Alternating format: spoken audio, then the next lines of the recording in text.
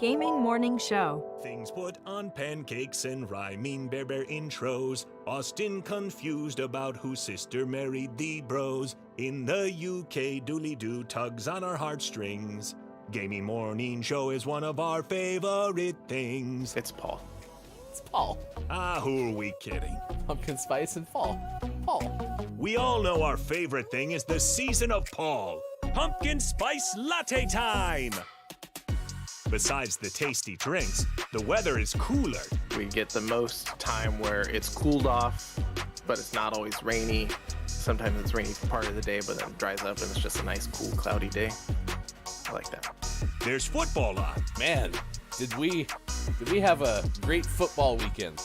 Both of our teams performed to the tippy top of their tippiest top of performance, and boy, football is fun. That's gotta be enough for all of the hosts of Gaming Morning Show, right?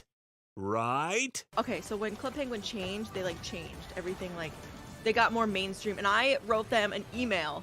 And I was like, it would be really nice if you guys could go back to the way things were, because the original Penguins, we really miss it. I speak on behalf of all of the OG Penguins, and we all are really upset. Right, you've changed, man. You're the Lorax for Club Penguin. I was. I speak for the Penguins. Well, penguin begins with a P. So, happy Paul, everyone, from all of us at GMS. Broadcasting live from Redner's Rescued Cat Figurine Museum in Menominee Falls, Wisconsin. When Sean Redner told his wife, Hillary, that he wanted to turn their Wisconsin home into a museum of cat figurines, she had a predictable response. We're gonna do what? We'll do that some other time, huh? Okay then. Broadcasting live from the same places they've been since 2020. It's time for Gaming Morning Show. Morning, gamer. Welcome in. Gaming Morning Show is set. We're also on our marks and ready, which is probably the opposite of how this is supposed to go. We're supposed to probably be on our marks, get set, then ready to go. But instead, we spice things up a little bit. We try to maneuver things around from the order that you've come to expect. And so it's not ready, set, go, but it's go, ready, set.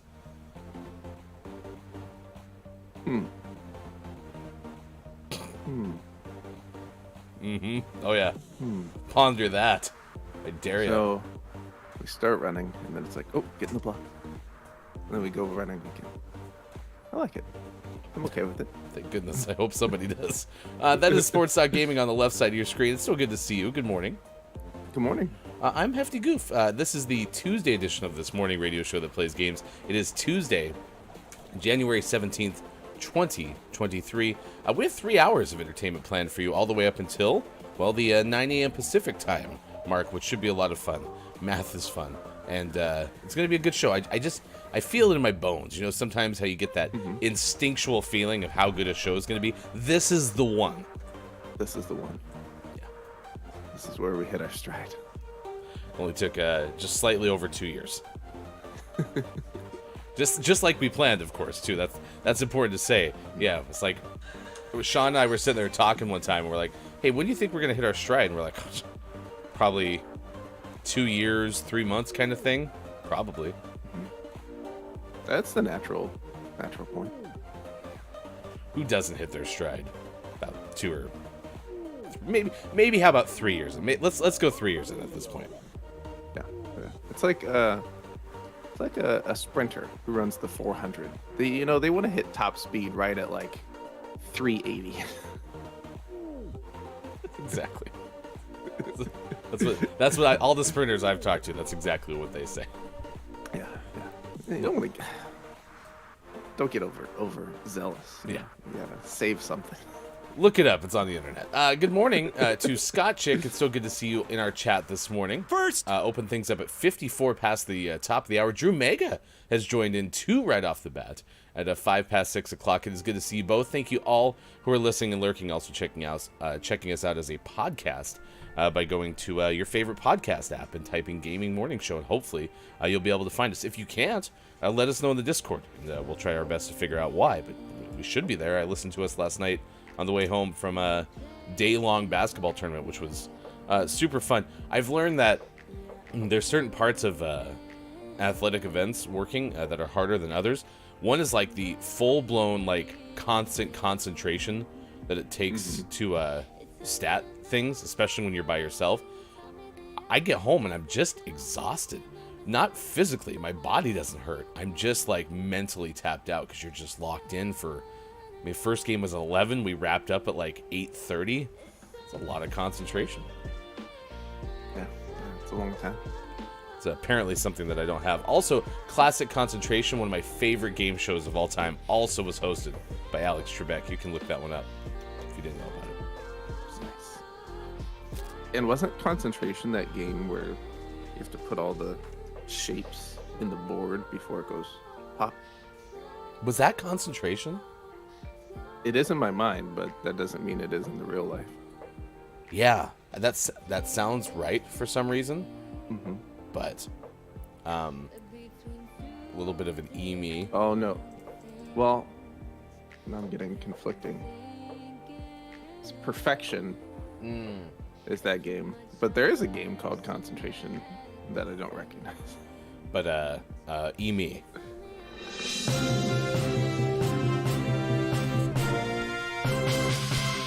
This just in from the Fines and Mistakes Bureau.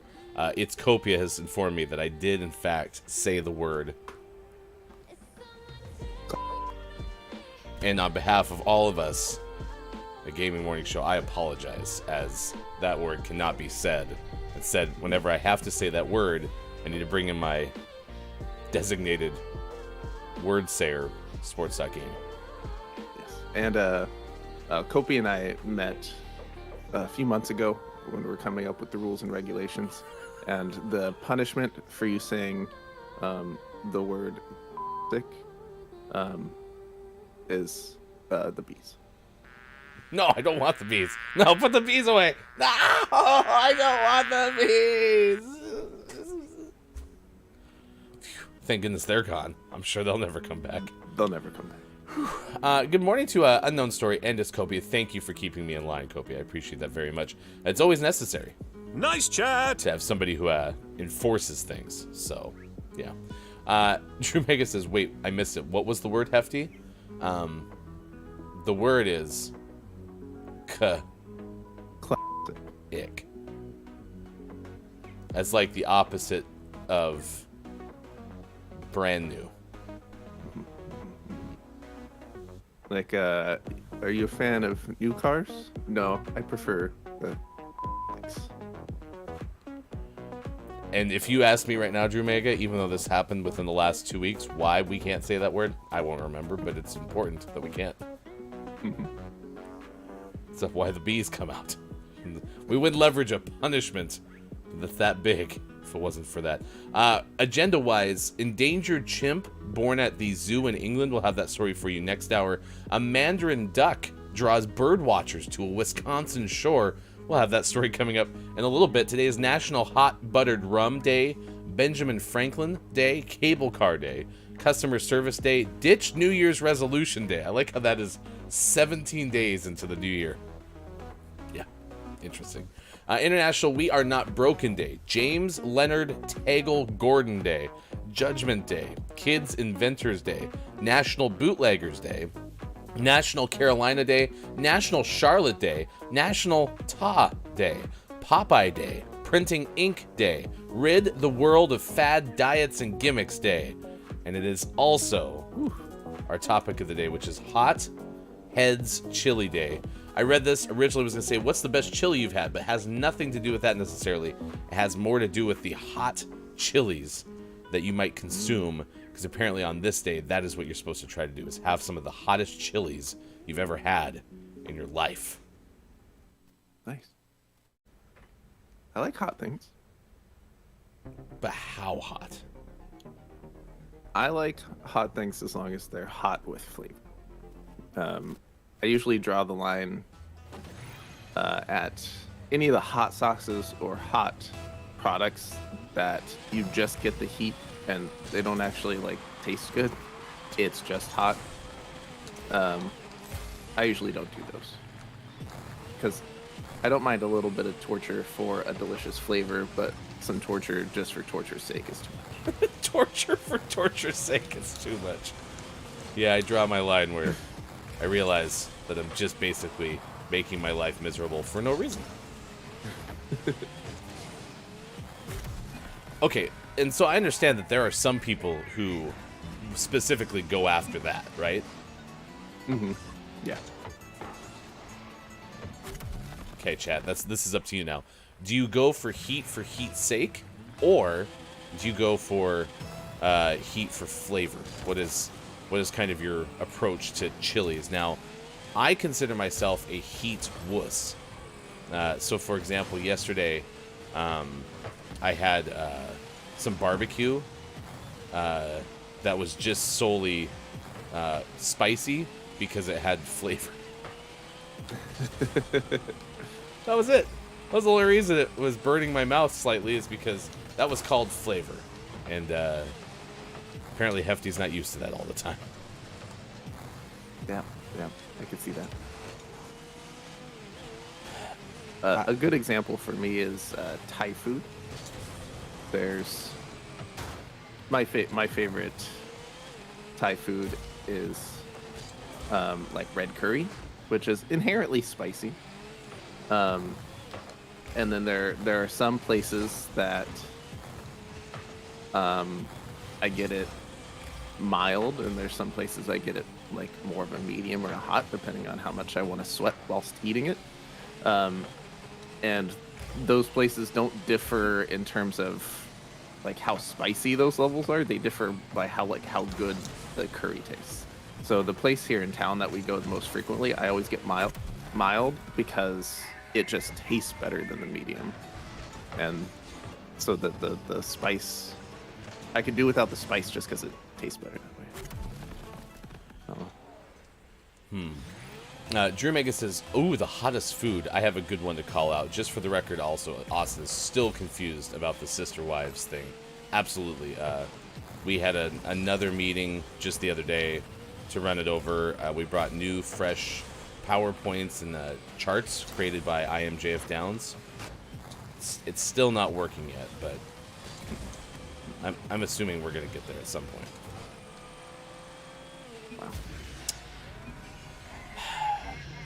Drew Mega says, "I love Indian, red chili, and curry, or masala dishes."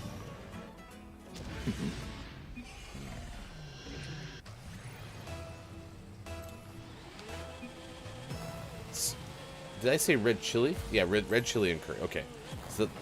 So my understanding is, like, there are a lot of hot Indian dishes, correct? Yes. Okay. And that's why we are going to take me down to have a sample size so I could try some things and do so in an encouraging environment. Yeah. Okay. Well, and it's an inherently sauce-based cuisine. And that's part of the problem, too. Part of the problem for old Hefty. Yeah. I can't remember what we talked about recently, but I did refer to it as saucy, and it's by no means a saucy food. So, yeah. We got some work to do. Good morning to Unknown Story. If I did not say... Nice chat. It's good to see you. Pop Goes Perfection, says Unknown, and says, "I can still hear that theme song," which, yes, that is the game that Sean was talking about that we do own, that is called Perfection. And it was one of the best board game jingles of all time. Of course, second only to Mr. Bucket. Buckets of fun. Balls shoot out of his mouth, Mr. Bucket. Honorable mention to Don't Wake Daddy. That's a good one, too. I want to say they were all made by the same ad agency, because they all had similar feels.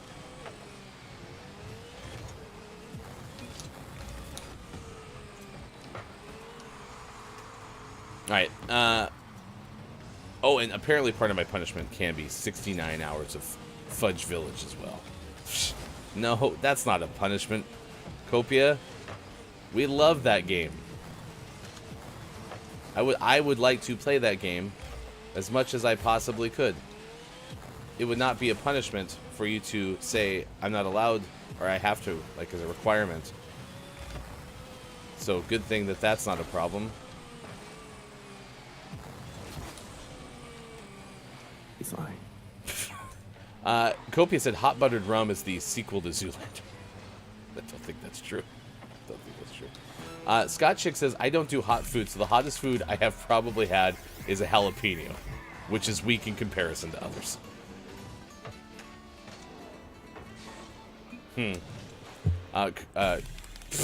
Jeez, cat.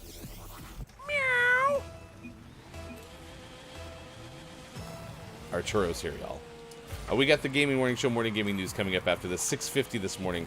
Birthdays this day in gaming history. I'm with you, Scott Chick. We'll have jalapeno, like, dip or something, and my mouth's like, poof. That's hot.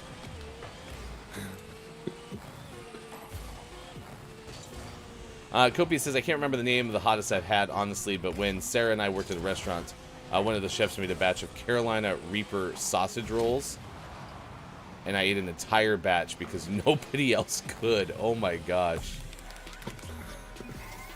Nice shot. Thanks. All a for little too late, but it feels 2 to 3 feels a lot better.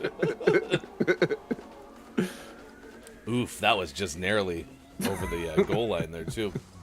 All right, 6:24 West Coast time. It's 9:24 out east. It is 2:24 for those watching GMS in the UK. My biggest apologies. Totally derailed the start of that show because of my punishment, my faux pas, if you will, by saying an incorrect word that's no longer acceptable for a host to say on the show. So, my fault. It won't happen again. I promise. Never. Probably. It is good to see. Look, it's Mike O. Nice chat. It says phasmophobia in VR. Is this more punishments for me just saying a simple word like?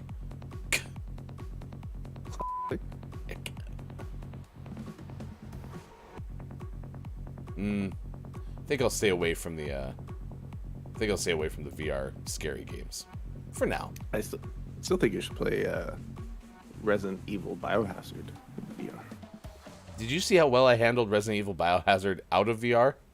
Yes, that leads me to think it'd be hilarious. In MR, me reality? Yeah, it's pass. Eating things that are spicy but have no flavor at all is just bad, says Drew Mega. Kopi says, I love heat, but it definitely has to have flavor. I would say Carolina Reaper has my favorite taste to heat ratio. I also love Indian cuisine, says Copia. Jalfreezy is a nom nom. Did I do it? Yeah. Okay. Probably. So. Lucas Michael says, I once had food so spicy I got a bloody nose. We in fact did do that. On this very channel. Yes. That was Mike did that on a GMS After Dark, and it made me concerned for Mike's life. I was legitimately worried that Mike was not going to make it. So, I think I remember trying to make it through, and then just ended up the stream was over. And I'll always remember that. For what it's worth, please check out Monsters and Friends podcast. It is available wherever podcasts are available, and Mike will be streaming at some point tonight, as it is Tuesday. So please check out Look It's Mike O wherever you can, including on Twitch. All right, it's time to get informed the video game headlines of the day. We will look more at some of the things that you've said in the chat so far this morning. We'll do that in just a little bit. Right now, it's time to get the video game headlines. Here's hashtag video game expert Sean. Good morning. It is Tuesday, January 17th, 2023, and this is your Gaming Morning Show, Morning Gaming News. First up this morning, adding to a list, we have two lists going right now. The list of countries which have approved Microsoft's acquisition of Activision Blizzard, and those that are preparing to challenge said acquisition.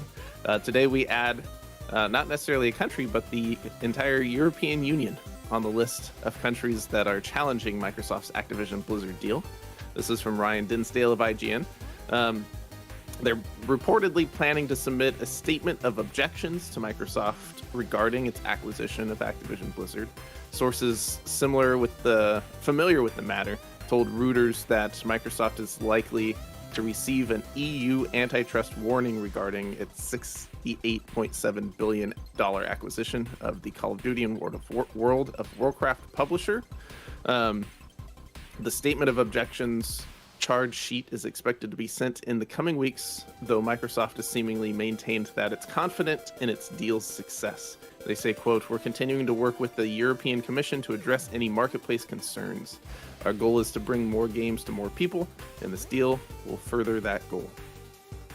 So, as always, we'll keep an eye on this and the lists of countries and European unions as we figure out more over the coming months. How much did you say this deal was worth? $68.7 billion. So, rounded up. Nice. Maybe that's the problem. What? Maybe they should have just pitched in $0.3 more billion. This would fly through the approval process. Absolutely. It's not a matter of when, but how soon. Yeah. Okay. So we'll keep an eye on this as it progresses, and it'll continue to progress probably over the next couple of years. So we'll have lots of Microsoft acquisitions. You know what I want? I want you to do a mock, that guy from MSNBC or whatever who does the election night coverage with the board and starts drawing all over it with like the telestrator capability, and be like, and here are the countries that have approved the Activision Blizzard deal, and here's the ones not, and now it's at a 73.4% chance that it'll get approved, and It's just a drawn-out election night style program. yeah, if the EU approves it, then that's really going to give it a leg up, and also the Colts will make the playoffs. Of course. Naturally. And our next piece of news, an update kind of on Beyond Good and Evil 2, which has was announced 15 years ago, is reportedly still in development, as claimed by Ubisoft. This has gone through many iterations of being in development and then disappearing and no one knows what's going on. Then it's re-announced and then it disappears and no one knows what's going on. Then a couple years ago, it was re-announced again at E3, and then we didn't hear about anything again. So who knows? According to this story, back in 2018, which I think is the last time we saw this, it was claimed to be in-game pre-alpha footage, and some other footage had leaked in a link. It was leaked. Linked? Yep. But then we never heard anything about it. This, of course, is the follow-up to 2003's Beyond Good and Evil, which is a game with lots of fans and good reviews, and it's a nice mix of third-person platforming, photography, and a good love story. So we'll see if this ever comes. They have been working on it. We've had people in the public domain like join the team. Someone joined as a writer last August. That was a pretty big hire. So we know they're doing something. But yeah, it's been 15 years for this game. So we'll see if it ever actually happens. Looks like they need to go above and beyond Good and Evil to get this one out. Am I right? Beyond Good and Evil. Bed, Bath, and Beyond. Don't go there. They're going to bankruptcy. So yeah, I guess in another 15 years we'll report back on the status of Beyond Good and Evil 2. In our last piece of news this morning, The Last of Us Part 1 on PlayStation 5 has gotten a 2-hour trial on PlayStation Plus Premium in honor of the HBO series. This is from Adam Bankhurst of IGN.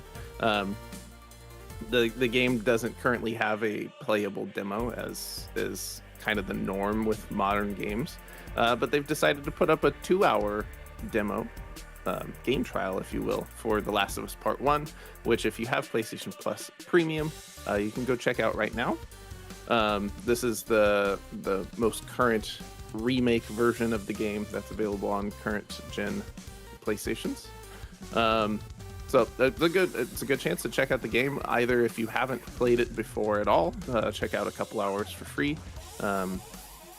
Or if you've played it and wondering what the remake looks like, now you can get some hands-on with the game. So if you have PlayStation Plus Premium and a PlayStation 5, the 4 of us out there that are in that situation should check this out. I was gonna say, if you have PlayStation Plus Premium, just give them the game, because there's like 4 people who probably have it. But that said, I was looking at tweets yesterday. Andy Robinson, who runs, I believe, a Video Game Chronicle, if I remember right, videogameschronicle.com, wrote, "Clearly, fatherhood has turned me into a massively softy sick, but episode 1 of HBO's The Last of Us was unsurprisingly the most uncomfortable hour of television I've ever sat through. Felt physically sick at points." So, got a little concerned. Nah, it'll be fine. Promise? Oh, yeah. Great. Okay. Can't wait to watch that in 2028. No, you got it. We almost watched it last night. Sports Doc wife and I want to watch it together. And then we were hanging out, and the other adults in the house usually stay up and watch shows. And I was like, we'll just watch it up here and they can watch it with us. And we were this close. This close. Maybe tonight. We'll see. And always last but never least, we finish off today's Gaming Morning Show Morning Gaming News with the world-renowned segment within a segment where we take a look at what is out today. Like Farlanders is out on PC, Surviving the Abyss is out on PC, World Championship Boxing Manager is out on PC, and for the most prestigious award in video game-focused morning shows, your favorite segment within a segment within a segment, today's name of the morning goes to Mrs. Cat Between Worlds, out on Switch. Okay. That's pretty good. I think you know what to expect with a name like Mrs. Cat Between Worlds. It's going to be a cat. They're going to be between worlds. Seems simple enough. Okay. This cat is also married. There you go. It's not Miss Cat. It's cat spoken for. Congratulations to Mrs. Cat Between Worlds. It's out today. There's not even like a comma there. I exaggerated it a little bit. Mrs. Cat Between Worlds. There you go. It is our name of the morning. It could become name of the month. If you're a Patreon subscriber, congratulations. You have an opportunity to win it as soon as we name our name of the month. Be on the lookout in our Patreon-only Discord for a December name of the month giveaway soon. And you can find other benefits by going to patreon.com/gamingmorningshow. If you are a Patreon subscriber on the new subscriber tier, you have access to our GMS emotes too. Those are available by also subscribing to Sports.Gaming on Twitch, which is pretty okay because you are playing God of War Ragnarok. Indeed.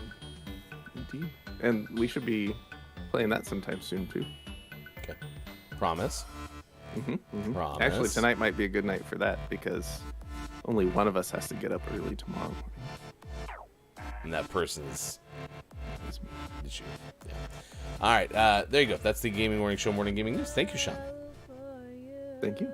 If you miss any of it, you can find it on our Instagram most days after the show as a recap in 60 seconds. So if you want to find that, you can. Please give us a look-see over on Instagram at Gaming Morning Show. Perfect. Want to let you know that tonight is GMS Tuesday nights at 8 p.m. Pacific time. We're going to have GMS Sports. I'm going to be playing Lego Brawls. So if you've never seen Lego Brawls, you want to check that out.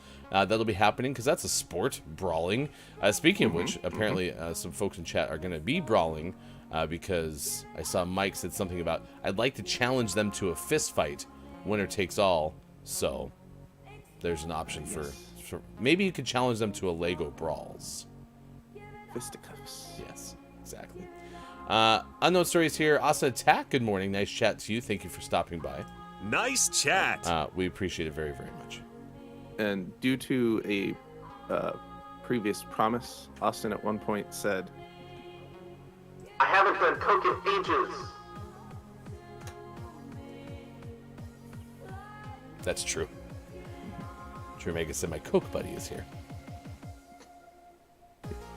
Do we have to report some of this conversation to, like, the authorities or something like that? It's on the internet. The internet will do its job. We don't have to do anything. Okay. Perfect. We're not snitches. The nice thing is, Austin will always have the back of those who are in need. Mister, I am Austin Attack. I speak for the Penguins. I speak for the Penguins, for the Penguins have no tongues. And I'm asking you, random tech support guy, at the top of my lungs, what's that thing you've made out of my Club Penguin? Never wrote back, though. It's weird. Rude. Funk. Look, it's Mike O says, I've never seen nor played that game, referring to The Last of Us, but the first episode was sick. I'm really excited to watch it. I'm simultaneously hopeful that my wife enjoys it while we watch it, because then we can watch it together. But a small part of me in the back of my mind's like, well, I kind of hope she doesn't like it, because then I can just watch it whenever I want, and I won't have to wait. Or, alternatively, if she doesn't want to watch it with you, then you can just watch it with your old pal Hefty. Oh, yeah, I'm so excited to watch it when we're retired. And then spoilers won't matter, because we'll be too old to remember that. What'd you say? What happens? Spoiler tease. Austin said, me and Drew in the back just enjoying some Coke. There we go. Perfect. Perfect. All right, let's get a Bear in here because, well, we haven't yet, and it's important to say hi. Bear, where you at? Your hips don't lie, because you've been standing outside Sean's window for almost 3 years. Bear, please tell me that you've switched out your gears. Well, see, Bear's a robot. Oh, that makes so much more sense. Yeah. That's why you can stand outside that window for so long. GMS fun fact: once upon a time, like within the first couple months of us doing the show, there was a time where you couldn't do the show from your studio, and you came to do the show from my studio, and that was before we had Bear in the window. But after I left the show, I was in the window and scared the crap out of you. You scaring the crap out of me? Nah. Yeah. Not us. It was a fun time. I couldn't imagine. That clip's out there somewhere. Floating in the ecosphere. So, I do remember you scaring the crap out of me. Mike says, but penguins do have tongues. Yeah, and those story says, yeah, they have badass spikes on their tongues to tear apart fish. I'll believe it when I see it, said Bob. Probably. Good morning to Quiet I Am Gaming. Nice chat. It's time to tell you what we're tracking at this hour in this morning radio show. You can news if you wanna. That plays games, and this is a story that comes to us courtesy of Ben Hooper of UPI. Speaking of penguins, we'll tell you a story about a duck. Nice. Sean-esque segue. Kind of. Apparently, some Mandarin bird watchers have taken to the Wisconsin shore. Now, I'm pretty sure I've seen many a Mandarin duck, but nope, that's a mallard. Those are different ducks. That's why this story is it's remarkable. It's worth making a remark about, because it's like, why are we talking about a Mandarin duck? That's just like something you see often, but here we are. Bird watchers are flocking to a spot on the shore of Lake Michigan in Wisconsin to catch a glimpse of a Mandarin duck, a bird native to East Asia. And again, as this story unfolds, I much more understand why we're talking about it. The vibrantly colored duck was first spotted in December at the South Shore Yacht Club in Milwaukee, and birdwatchers have since been making daily treks to the shore to capture photos and videos of the unusual visitor. The duck has been seen peacefully mingling with the native ducks and geese on the shoreline. They're having a cocktail party. It's very, very polite. The Wisconsin Department of Natural Resources said the Mandarin duck is unlikely to be a wild visitor. Officials said the exotic bird is most likely an escaped from a zoo or a private collection. GMS has been able to obtain exclusive footage of the Mandarin duck on the shores of Wisconsin. They're bright orange colors, very pretty. Look at that. And look, here's its feather over here. It's nice. I think that's its beak right there. I like it. You learn so much. It's good stuff.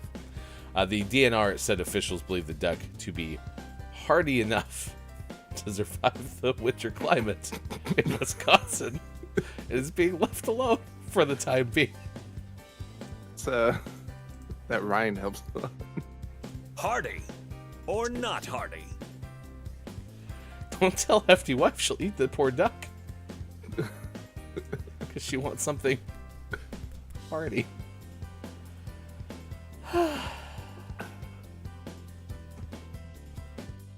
It's good that they're going to leave the duck alone. Hey, leave that duck alone. Oh my gosh. There you go. That's what we're tracking at this hour on this morning radio show that plays games. You also said something about that duck having a DNR. Duck's doing okay. So this is a very in-depth story. That bonsai tree clearly says, do not resuscitate. Same with the duck, apparently. What a coincidence. D-U-C-K. Duck. You haven't streamed in a while. I hope everything's going good, says Quiet I Am Gaming. Or no, sorry, it's Unknown Story 2 Quiet I Am Gaming. Mike says, I have to ask, because I think this came to be while I had to be a grown-up do real work. What is nice chat? That was coined by your friend King Gray. To say hello to people. Have a nice chat. Nice chat. Is its name Howard? Do you think Howard could survive? Howard the Duck could survive the Wisconsin winters? Also, to be honest, I've never seen Howard the Duck fully. So, I mean, Howard the Duck can survive space, so surely. I mean, Wisconsin is a whole different level compared to space. That's true.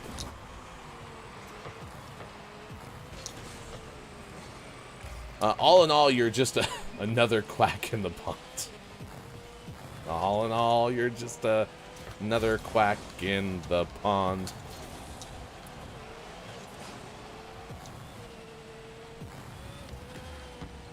The duck appears hardy enough to survive the winter. Oh my gosh. What a great line. We actually saw the duck enjoying a nice cup of hot soup over there. See, it was having some chunky soup. So, you know, it was rich and hearty. The duck's going to make it. Nice shot. There we go. It's better than it was, but still bad. Work has been super rough. This is from Quiet. Told my boss right after the new year I either need to be out of support by September or I'll be out of the company. Oh, well, good for you, Quiet, for advocating for yourself to get the type of work and responsibilities that you need. I like that.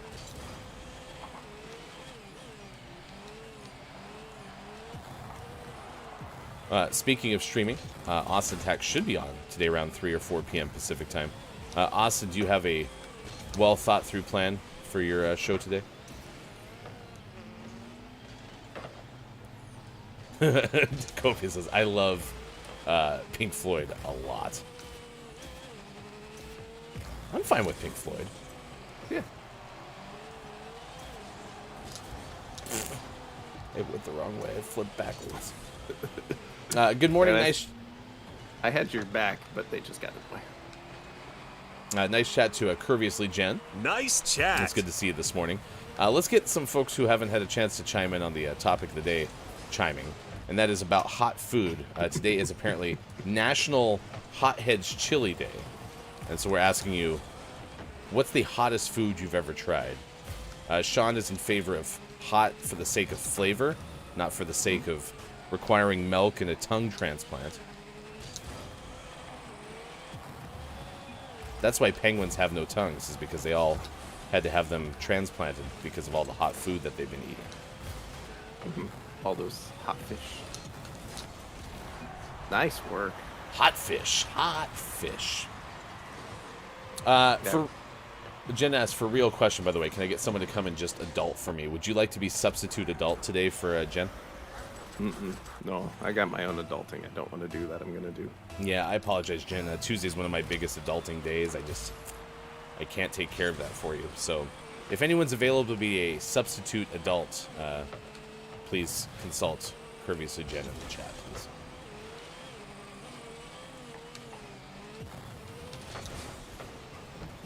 I mean, I once had a hot dog.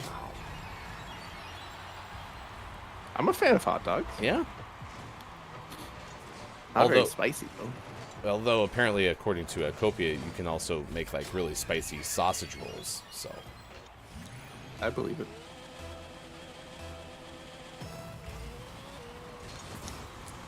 We are going to be in Legacy Sims Challenge, lol, and we'll go from there. That's Austin Attack 12 today on Twitch, starting around 3 or 4 p.m. Pacific time.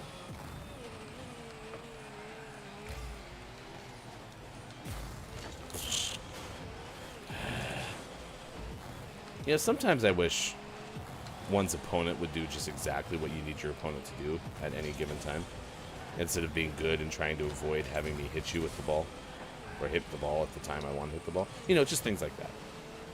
Is it too much to ask? In a competitive video game atmosphere, for them to not do exactly what I need them to do at any given time? Nice work. Drew Mega says, wishing the best and for things to get better at work. According to Drew Mega from Drew Mega Too Quiet. Let's see. Jen said, I'm your token white girl. Pepper is spicy to me. Yeah, I am a spice wuss, Jen, so... I can't say it's my hottest spice, but I will go with pumpkin spice. I do like your answer for what's your favorite hot food being hot dog.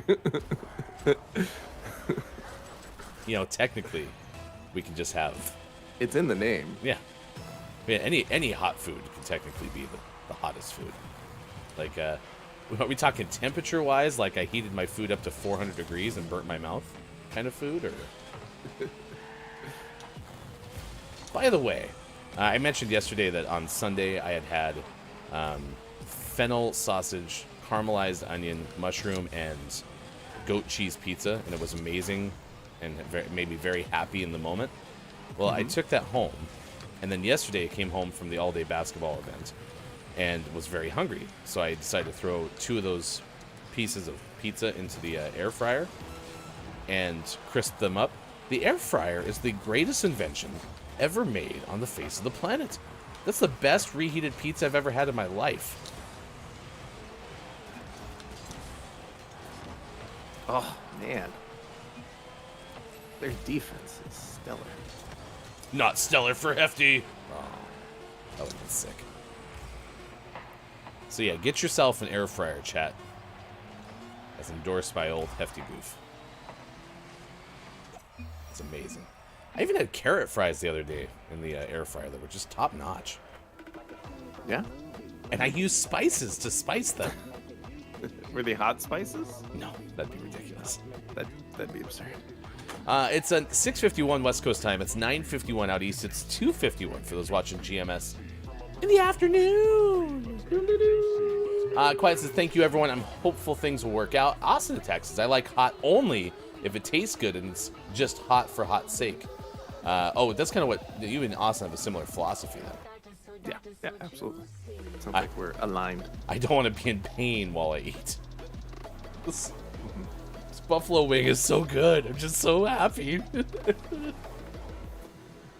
There's definitely times, it happens the most, I think, with Thai food for me, where I'm eating it and it's so hot that I'm just like sweating. And my wife will be like, are you okay? I'm like, yeah, it's so good. Good morning to Gabe Pride. Nice chat to you. Nice chat. Gabe Pride will be on our show coming up on Thursday. We're going to play 5 Questions GMS with Gabe Pride. And thanks to Austin Attack 12, who just pinned a message in our chat. Gabe Pride is having a charity stream coming up on the 20th of January at 3 p.m. Pacific time. So be looking for a Gabe Pride appearance on our show coming up. Play 5 Questions GMS on Thursday. Good morning to Shanus. I followed you yesterday because you rated a stream I was in. Thank you for being here. Nice chat to you this morning. Nice chat. We are asking you today on National Hotheads Chili Day, What is the hottest food that you've ever had? Continue to talk amongst yourselves. Appreciate you being here this morning. It is time for a birthdays this day in gaming history. If you have a birthday to celebrate, please let us know, because Sean and I would like to celebrate with you. We have some celebrity birthdays today, and then we'll get to this day in gaming history next hour. List of the day coming up as well. That's about 30 minutes away. Today, there's a lot of big names on this list. The 17th of January is apparently a day for fame. It's gonna last forever. Did you see a while ago James Earl Jones had leased like his voice to Star Wars? Mm-hmm. Yes, I saw something about that. I didn't follow the details. I think it's a way for like them to have the Darth Vader voice like live into perpetuity. Yeah. So, I bring that up because today actor James Earl Jones turns 92. And fun fact, he once appeared in an episode of The Big Bang Theory. There it is. If you had appeared on an episode of Friends, The Big Bang Theory, or How I Met Your Mother, please cross that off your bingo card. I'll have you check your captions while I tell you, comedian Steve Harvey. Did I say Harvey? Like with a B sound? A little bit. Steve Harvey. Hardy or not Hardy? No. Harvey. Turned 66 today. And fun fact, Steven is actually his middle name. Stephen Harvey? Or is he... So now I want to know, what's his first name? Yeah, please. Broderick. Roderick Stephen Harvey. Or is it Roderick? Probably Roderick. Broderick. Yes. Stephen Harvey. Senior.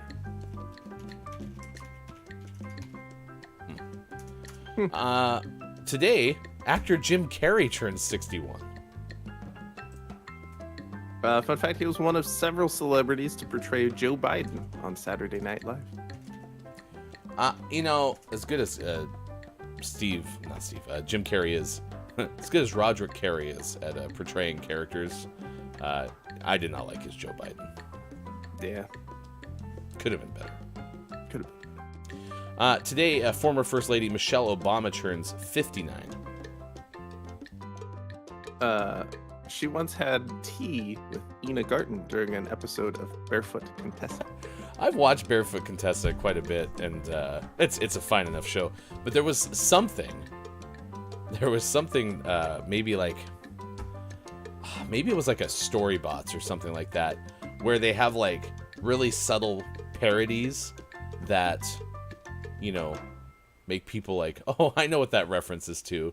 And they were talking about like the fully shoed, and then like another word for Contessa. Like they were trying to reference Barefoot Contessa, and it made me literally lol. Nice. Yeah, it was great. Today, actor Joshua Malina turns 57. He had a recent TV guest appearance, and it included episodes of This Is Us and American Auto. It's the first one on this list. I have no clue who this person is. Joshua Malina? I recognize him. I've seen him in things. Is it from This Is Us? I don't remember. No. Oh, I know who this person is. Yeah. They were on the West Wing and Sports Night. Sports? Today, Kid Rock turns 52. They labeled Kid Rock as a rapper. Let's just continue on. Kid Rock, 52 today. Fun fact, his real name is Robert James Ritchie, and he was briefly married to actress Pamela Anderson. Do you have different copy than me? Nah, I looked it up because I was like, I wonder what his real name is. Actress Zoe Deschanel turns 43. Her mother, actress, and father, cinematographer, both work in the film industry.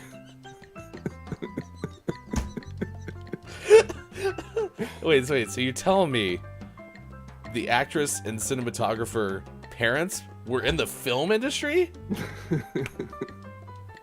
What?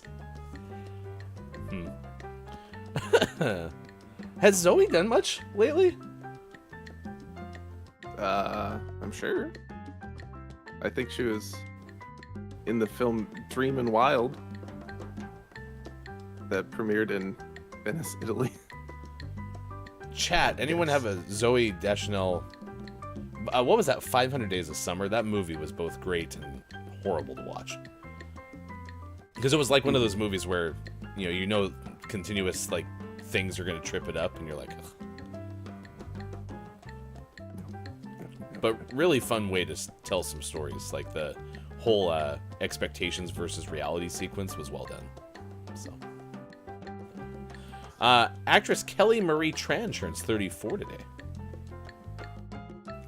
She's originally from San Diego. San Diego means home to Kelly Marie Tran. I didn't know you knew Spanish. Continue to surprise you.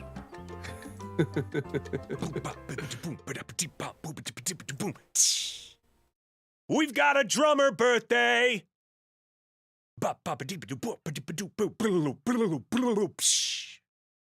That's her first drummer birthday in quite a while. This is Jeremiah Freites of the Lumineers. Jeremiah is 37. Actor Jonathan Keltz of Rain and Entourage is 35 today. Today is the no longer with us birthday for Betty White. Is this the first one, or is Betty White gone a little bit longer ago? I think didn't she pass away like right before her birthday? Oh, I think that's true. So this would be the Last second year? one. So I think this would be her second. It's I lost it. Where'd it go?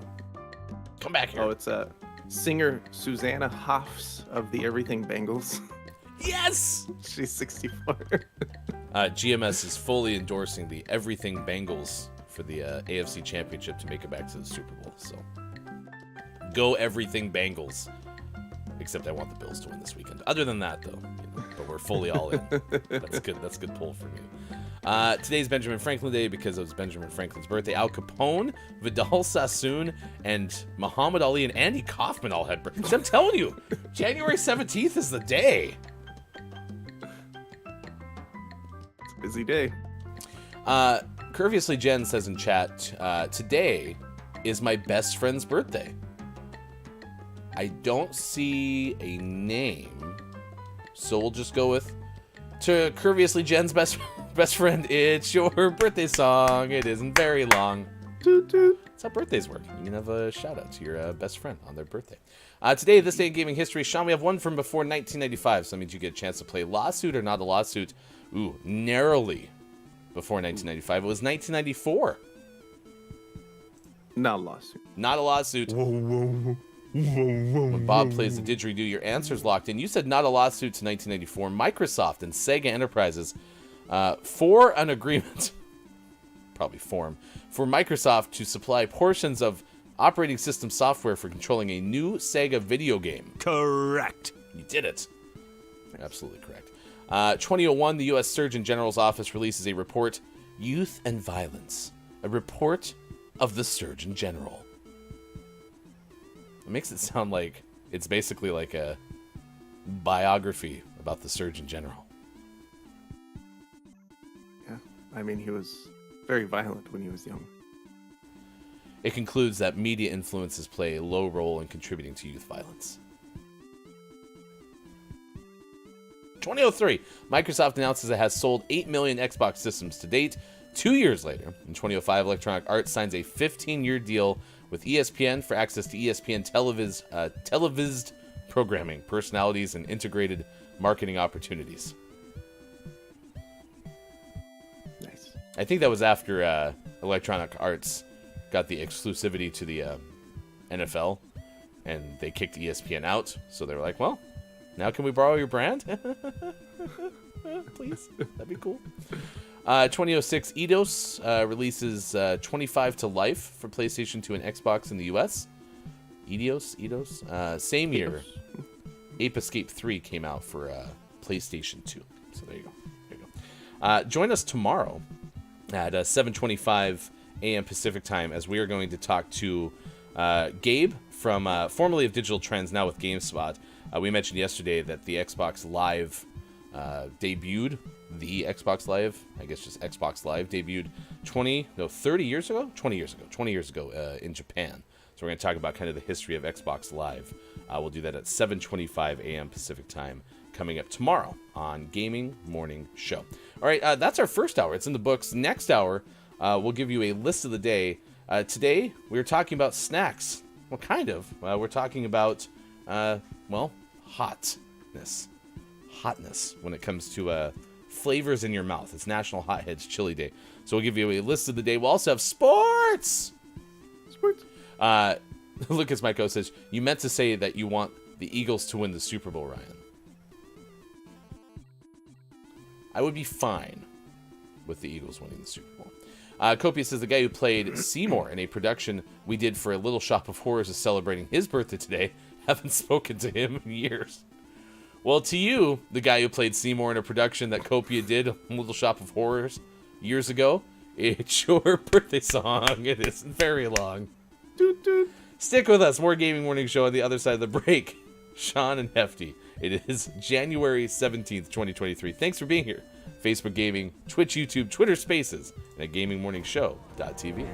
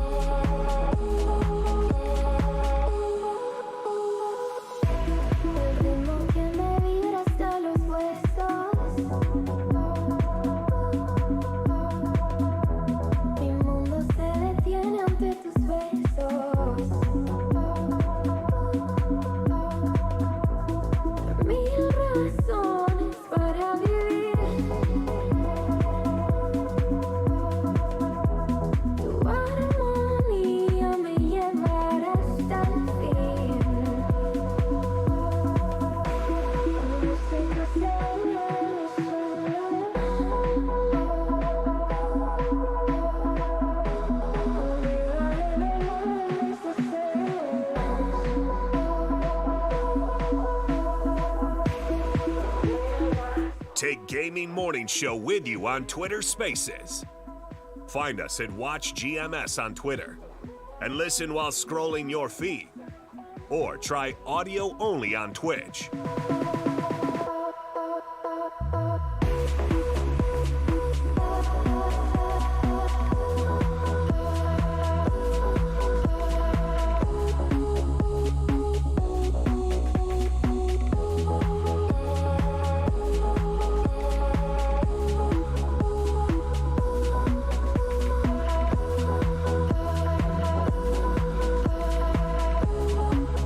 Coming up on Gaming Morning Show, List of the Day, and Sports. Find GMS on Facebook Gaming, Twitch, YouTube, and GamingMorningshow.tv. Time for hour number 2, right now. Morning, gamer. Welcome back. Gaming Morning Show continues. Thank you for being here. It is the Tuesday edition of the show, January 17th, 2023. Hefty Goof and Sports.Gaming this morning. You can also find us on Twitter, where you can listen to us on Twitter Spaces, as Bob mentioned just a moment ago, at Watch GMS. And of course, please give us a follow on Instagram at Gaming Morning Show. Coming up, list of the day, it is going to be a great one. List of the day, 10 spicy facts about chili peppers. Are these like too hot for PG-13 radio, or do you think we can provide these to the audience? I think PG. I think they're PG, but I don't know if you can handle them because they're so spicy. No, so spicy. Drew Megas had mentioned before, hottest food I tried was the one chip challenge. One tortilla chip covered in heaps of Carolina Reaper pepper and ghost pepper powder. It was very hot.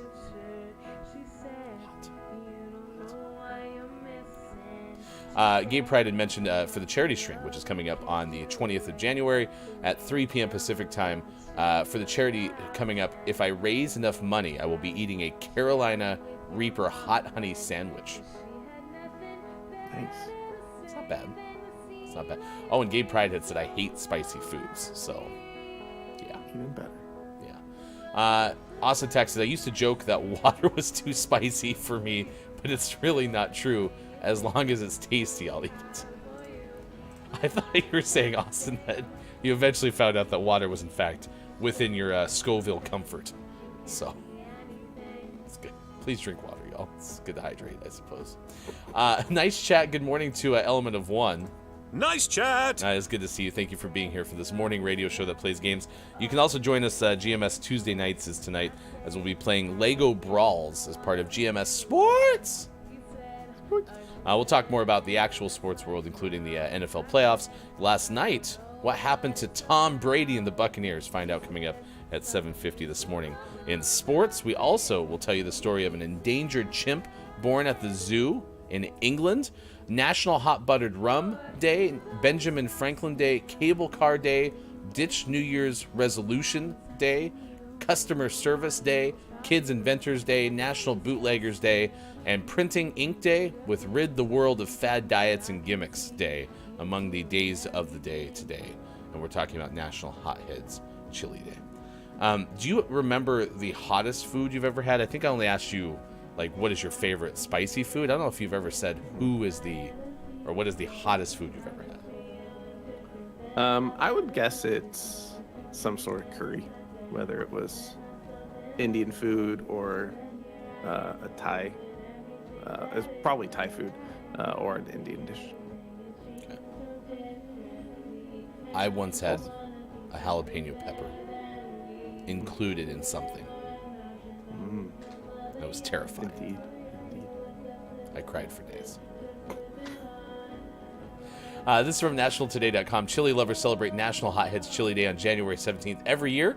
On this day, chili heads, heat seekers, and extreme eaters try out the spiciest chilies. National Hotheads Chili Day is celebrated with habanero eating challenges, fancy dress contests, and cook-offs of popular recipes. Chilies are also made to take the official Scoville heat scale. This doesn't mean that you have to be a daredevil to celebrate the day. Anyone who likes their meal a little hot can celebrate the day. Spices and chilies add a distinct flavor to the dish. Thai, Indian, Creole, and Caribbean dishes are famous for their heat content and boast of some excellent gastronomic experiences. Nice. Gastronomic. Righteous. Lucas Michael asks, is Sean streaming tonight? Maybe. If we do hop on, it'll be near the end of GMS Tuesday nights. All right. Well, if that happens, then we'll send everyone over to say hi to you. You've been playing God of War Ragnarok. Sports Talk Wife has been playing alongside, or at least watching alongside. Yeah, she watches this one. She loves the God of War games. As do I. Unknown Story says, I never asked to be invented. Because Mike said, kids, inventors? Who invented kids? No one invented kids. It's a construct of your mind. There are no kids. There are no spoons. Good morning. Nice chat to Mel B. Nice chat. On YouTube. And about an hour from now, we will play Don't Let the Person Floating from the Balloons Fall in the Monster's Mouth and continue our quest to extend our best ever record. We are now over 800 balloons in that game, so we've been crushing it. Although yesterday was a little dicey. Yeah. I was concerned. We're cutting it a little close. Yeah. There's nothing like getting up to 798 balloons and be like, we're on the verge of 800, and then you can't even break the 800 threshold because you have a 1 balloon round. So We got it, though. we did. It was a little dicey.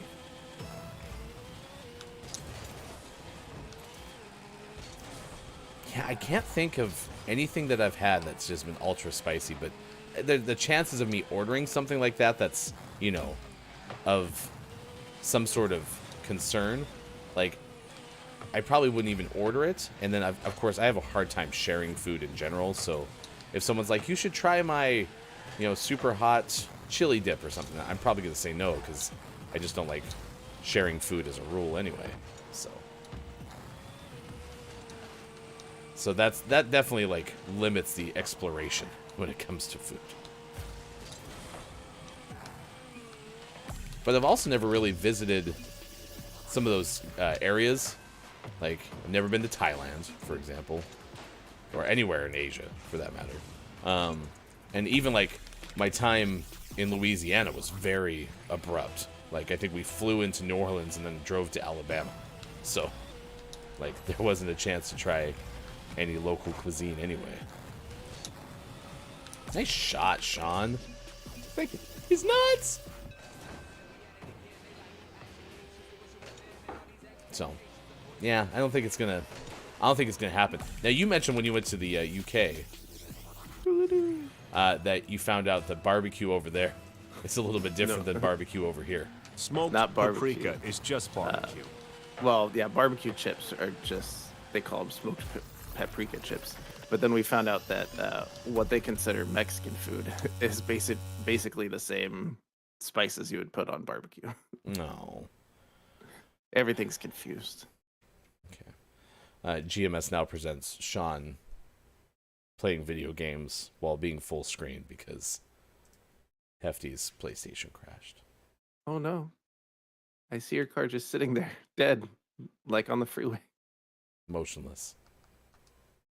I'm the new party leader. Congratulations. I will take this responsibility.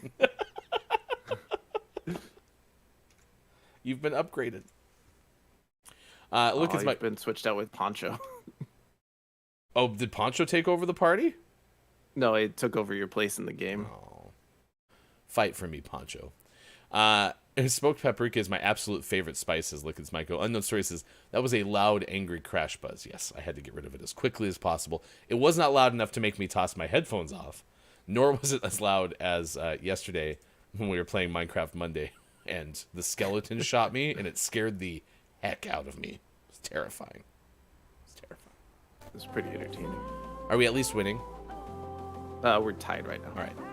Play by play. Maybe I'll get back into the game. Who knows? I didn't know the PlayStation could crash as much as mine does. Maybe it's starting to die. It's been around for a while. You might need to get a PlayStation 5. So the other day, GameFly had a promotion And I told Sean that I'm getting another GameFly subscription primarily for the purposes of GMS.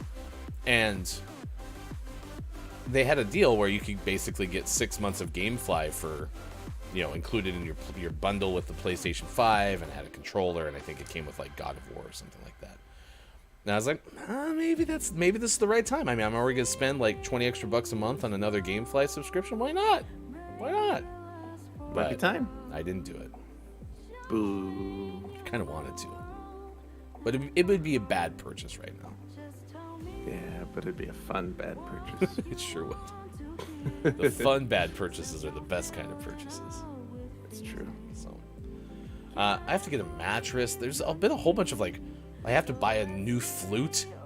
There's a whole bunch of random stuff popping up that I have to get. The flute's You not don't mine. even play your old flute. Yeah, that's true. That's true. Sorry, I need to buy somebody else a flute. Oh, that makes more sense. All right, what's the score? Tied 3-3. And we were driving down to get a goal. It didn't work out. It didn't even put me back in the game. Can you believe that? I can't believe that. It's rude. It's rude. Do this. Whoa! Did you see that quick transition into the game?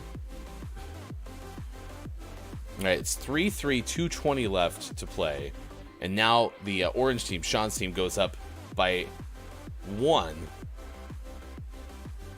A shot from the left ricocheted off the crossbar and put back in with a beautiful follow. I did watch a significant amount of soccer this past weekend. It was like a U12 soccer. My friend, that Jeff MT's son was in a soccer tournament in the Pacific Northwest. And there were definitely some chippiness. As that tournament went on and these teams were playing, 2 games a day for 3 days, things got increasingly chippy as the whole thing went on. There was one kid who tripped another kid. It was nuts. I haven't watched that much competitive youth soccer. It can get pretty angry. Pretty spicy, if you will. Yes, it'll get spicy. So, and then chat, while we watch Sean try to preserve a 4-3 lead with 1:40 left, I was walking around Portland yesterday because I had a tournament up there, and I walked past Providence Park, which is the home of the Timbers and Thorns soccer teams. And I hadn't seen the side of the stadium that was redone a little while ago with all the club and those kind of things. It's very beautiful on the outside. But I walked past a sign that said, Portland's second best wings, or something along those lines. I put it in our Discord, which you can find by going to GMS.watch/where to find GMS, or clicking on that link there. But I sent it to Sean initially because it literally says second best beeping wings in Portland. And Sean and I had a similar reaction, which was, it's good to know where you're at. You gotta know your role. Right? It's not like they were trying to oversell things and say, hey, we have the best wings in town. We just know we have the second best wings in town. Mm-hmm. All right, 55 seconds left. Game tied at 4 now. Sean is the orange team. I believe in you.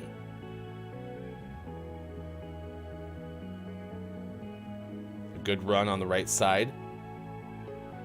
Grazes the ceiling, bounces back. Centered up by Sports Talk Gaming, sent wide. 30 seconds left. Nice angle. Maybe a save. Off the crossbar. Offensive rebound, not there. The second follow, shifted wide left. 15 seconds left. Sports Gaming centers once more. Follows it himself. Oh, what a save. Off the post. Oh, what are you doing, teammate? 3 seconds left for the win! Oh. We go to overtime in the second hour. List of the day is coming up next. We're going to tell you 10 spicy facts about chili peppers. Good shot. Rolls in. Game winner. Just 9 seconds into OT, and the orange team emerges victorious. A beautiful game winner on the left side. Hi, Bear Bear. It's 7:25 West Coast time. It's 10:25 out east. It's 3:25 for those watching GMS in the UK. Unknown Story says nobody will ever contest that, though. Everybody says, yeah, right. You have the best wings. Come on, but second best? It's actually a really good point. It's a smart move. Because, yeah, I bet that, like, almost subconsciously you go to have these second best wings ever, or whatever the case may be, and you'll sit down and you start eating them, and you're like, yeah, I mean, I still like Joe's wings better, but yeah, I think they're pretty right. These are pretty okay. I think you're gonna have less people like walk up to and be like, listen, I've had every, whatever wings I can have in this city. I've never had wings as good as yours. You're lying to us.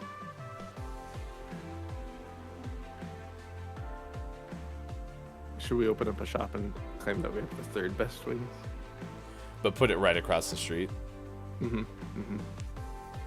How about we go even more vague than that? Let's go like at least top 6 wings in the city. I like it. Yeah. Look, as Mike said, on my new eating plan, a staple food has been spicy cauliflower. Do you like cauliflower in general?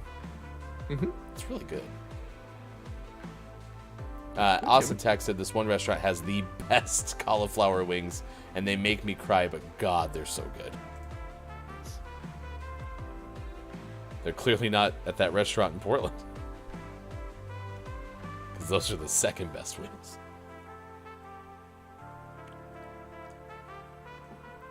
What do you think of this? Unknown says the 7th best wings you'll have this year. That could still be really good. It could be not good, just depending on how many different kind of wings we have. LB says, so hothead chili is that peppers sound like something I can't even eat. Yeah, it just depends on how much spice you can tolerate. It's part of National Hotheads Chili Day. It's how much spice you can experience. All right, let's get you our list of the day. This is top 10 facts about chili peppers, and it comes to us courtesy of mentalfloss.com. I hope this is a better list than we had. Not yesterday. Yesterday's list was fine, but we had one last week where we're like, what are we talking about here? Yeah. So hopefully this will be. Mental Floss is pretty reliable. This is written by one of their best writers on Mental Floss. It's by editorial staff. No. It's a big fan. Their middle name is editorial. Yeah. September 2015, spicy facts about chili peppers. It opens up. Peppers are members of the genus Capsicum.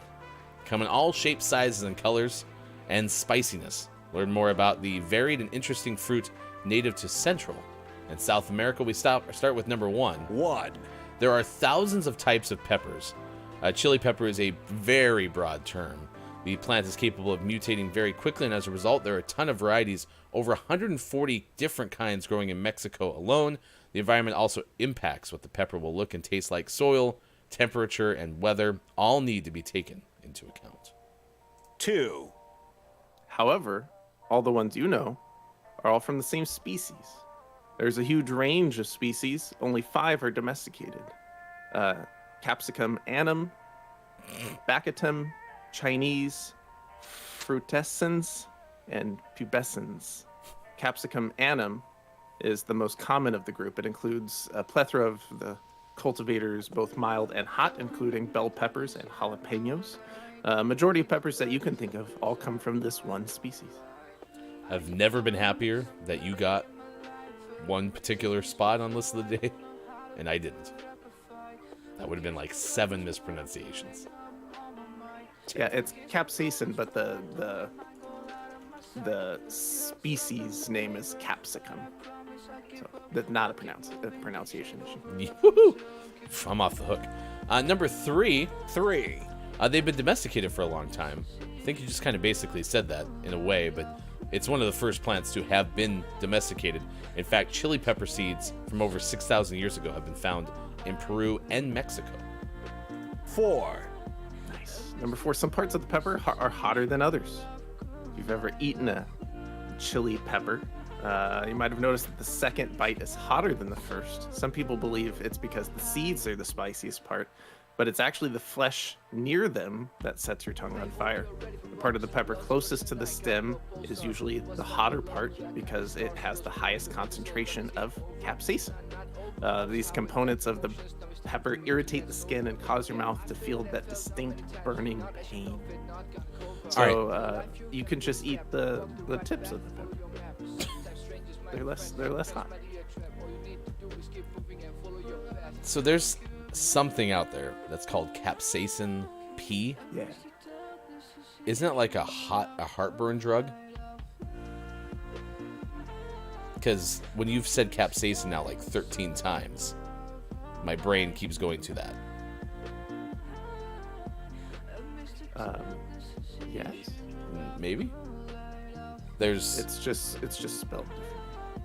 Okay, but that's probably how you pronounce it. Yes. And it's probably a heartburn drug.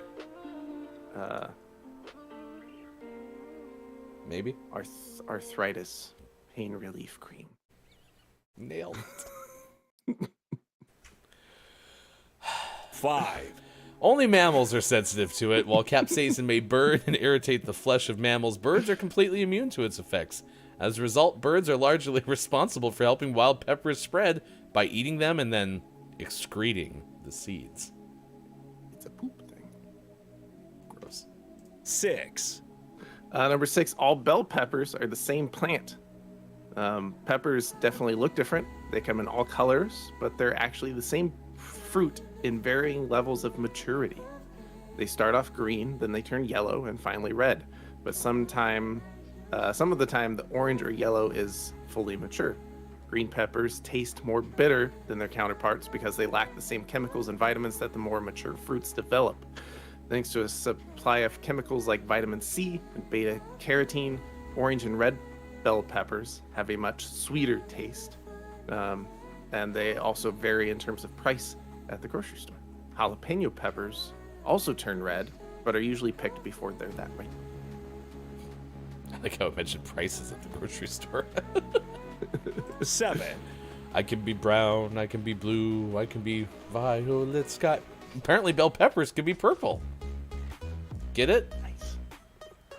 I think I learned this, that what you just said, that they're all, the same plants or whatever, and they're just picked at various, moments of ripeness. There's this person who does great Instagram content, and I think their shtick is like, talking about whatever and trying to do it in one take or whatever the case may be, and very good at looping their reels as well. But was talking about peppers the other day, and so that's how I learned about that.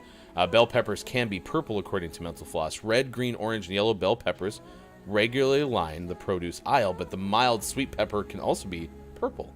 When harvested in the early stages of maturation, before developing any yellow, orange, or red spots, bell peppers can be a beautiful shade of aubergine, while striking white or lime green interiors. Basically, bell peppers are eggplants. 8. Tell everyone you know. Number 8, there's a hotness scale for peppers. I think most of us that eat spicy foods are familiar with this at this point. It's the Scoville scale, named after a pharmacist named Wilbur Scoville. He wanted a standard measurement in which to compare pepper hotness, but found the only way to do so was by human taste. The tongue could detect lower concentrations of capsaicin than machines could. To perform the test, dried pepper is soaked in alcohol and then diluted in sugar water. The solution is diluted more and more until a panel of 5 trained testers can no longer detect it. The more dilution needed, the more units of heat the pepper has. Mercifully, this method isn't used much anymore. Instead, scientists use high-performance liquid chromatography to extract the capsaicin and calculate a corresponding Scoville score.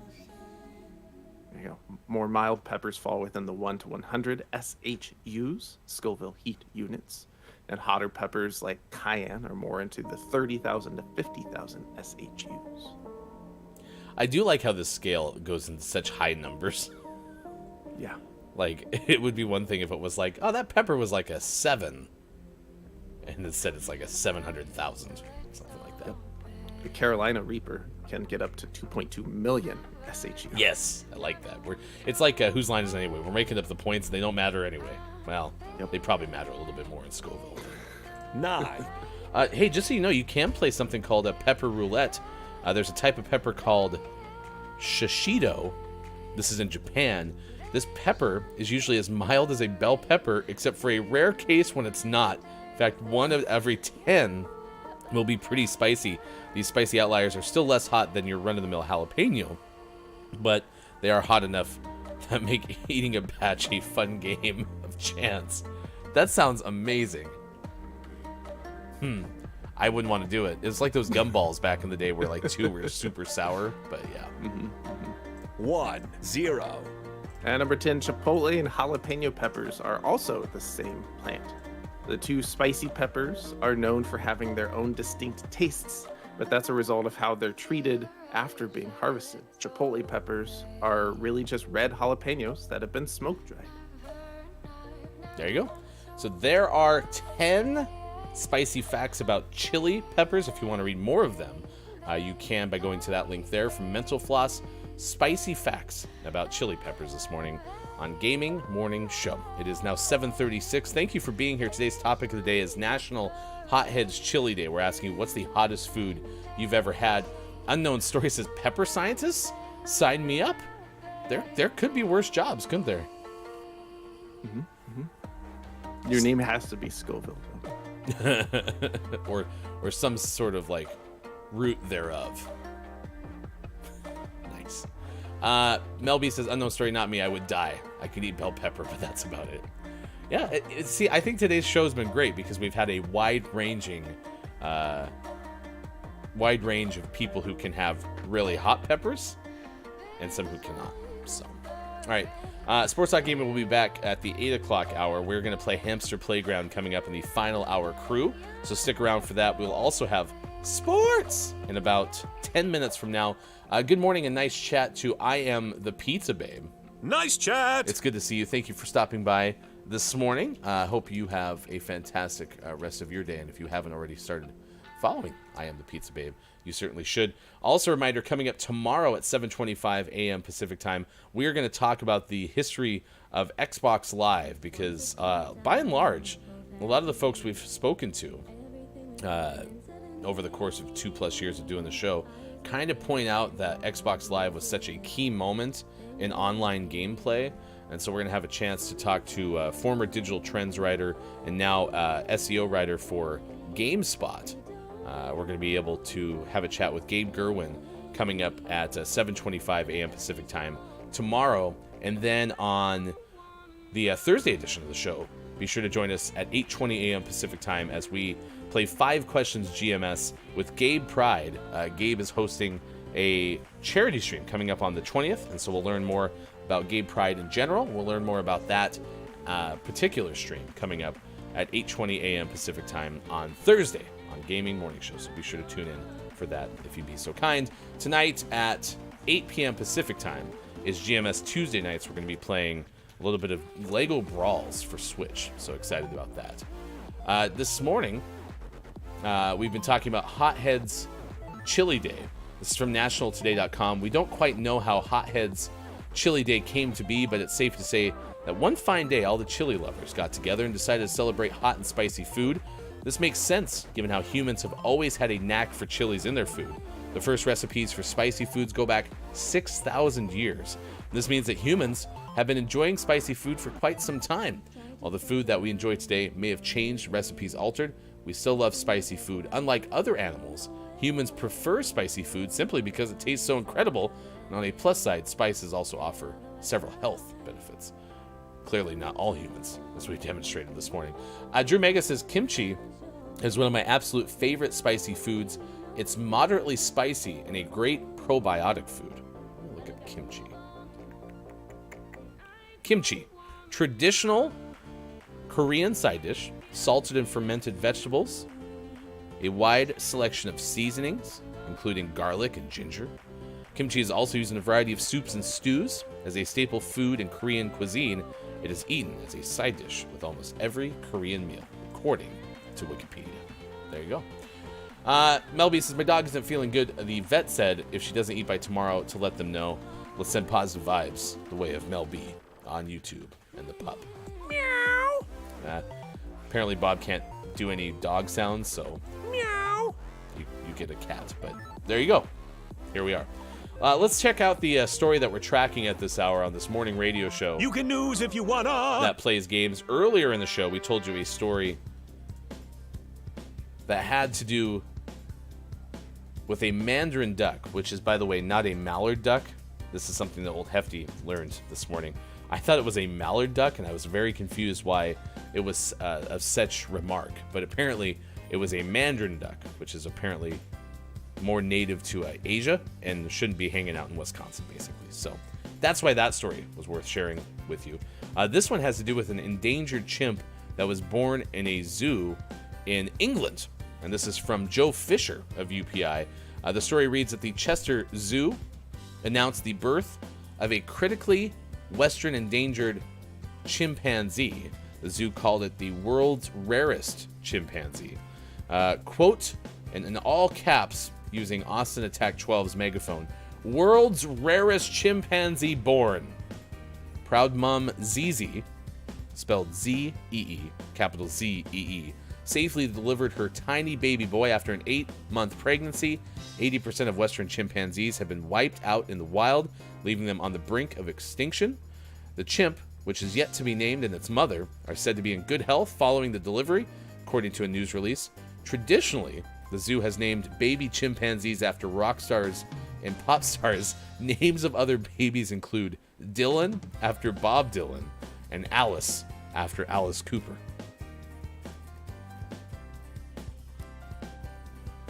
So who is a modern rock star who they can name this current chimpanzee after?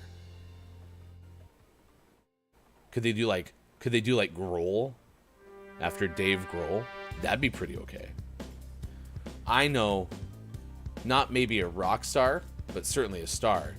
How about Harry Clarence chimpanzee? A fan of Hildart Duff and Harry Clarence styles. I mean, I think Austin Attack would be fine with that. Arkansas's favorite harpsichord player.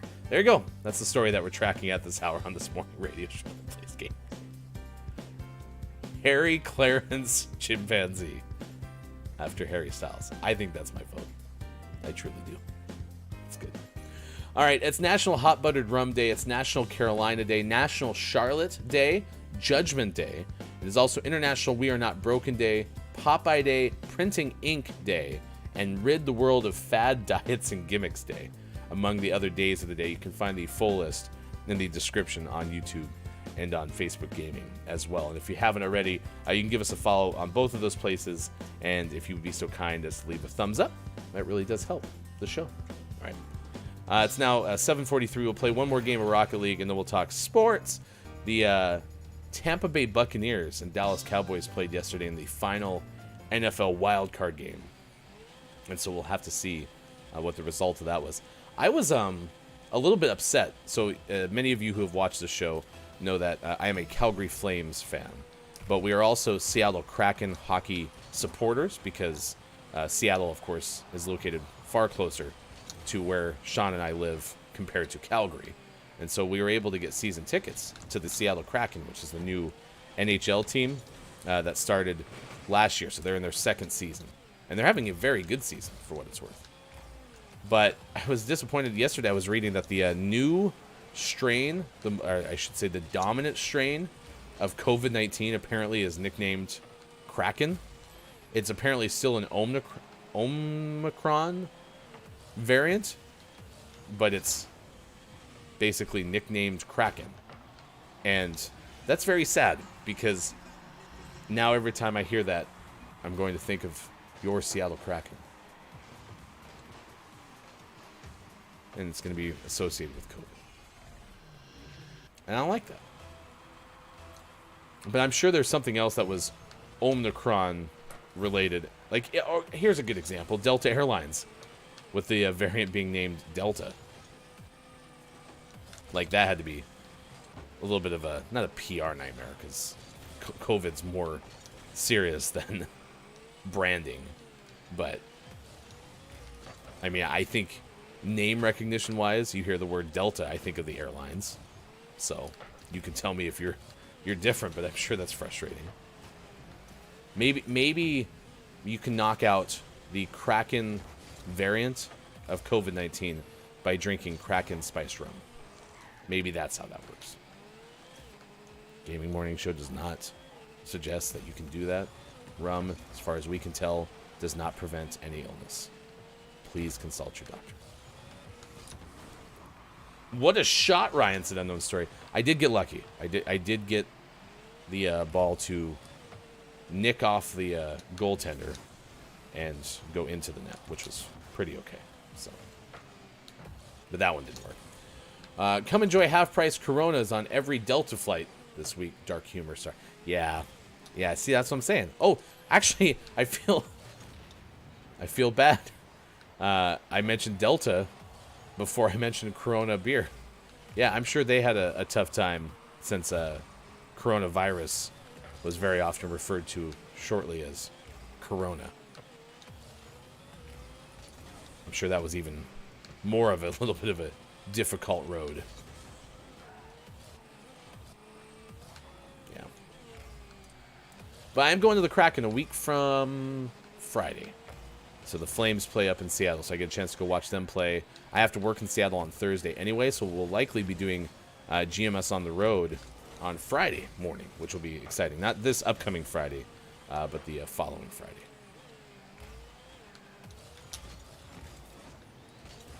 And we have a 5 questions GMS guest booked for the week leading into the Super Bowl 2 for a Super Bowl themed 5 questions GMS. So excited for that. More details to come on our Discord and everywhere you can find us online. Scott Chick said, would love to visit Seattle one day. I enjoy going to Seattle. But I enjoy going to many big cities. And yeah, I mean, just even being up in Portland yesterday was a lot of fun again. Even though Portland's not huge compared to Seattle. Let me look. Seattle population.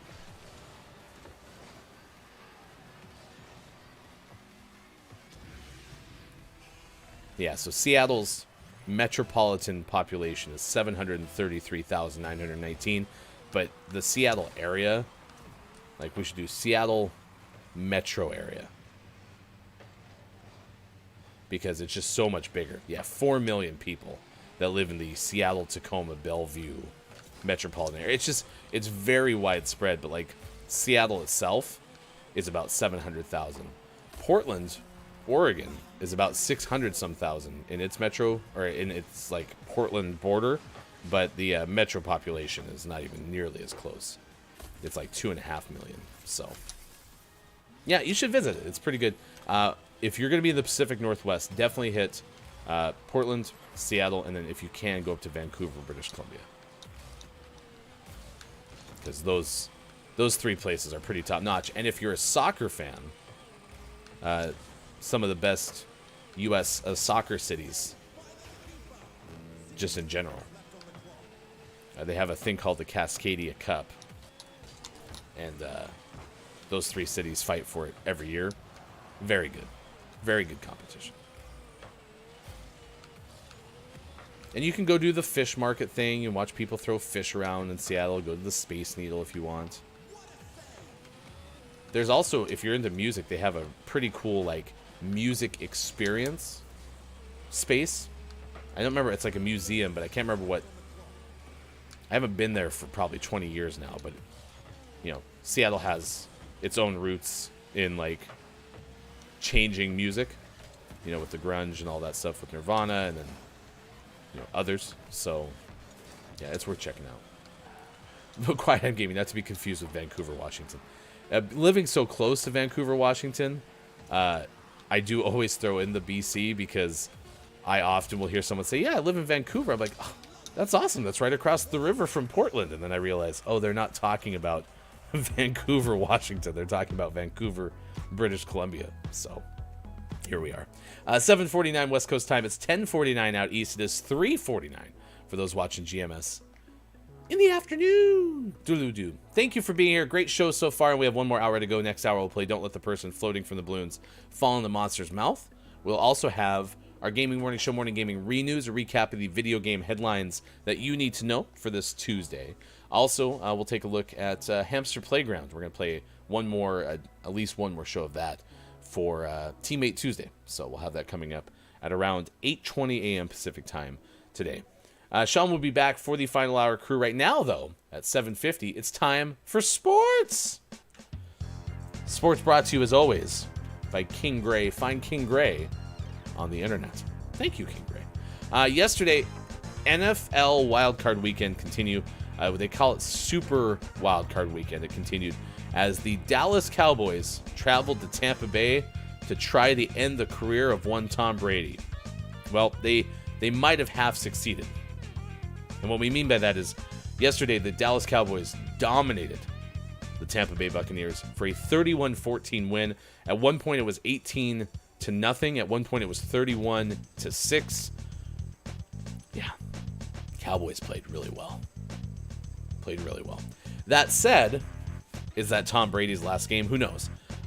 If I were to make a guess, Tom Brady will be back next year, because I just cannot imagine Tom Brady losing 31-14 in his final playoff game. But you know what that reminds me of? It reminds me of Dan Marino's last game.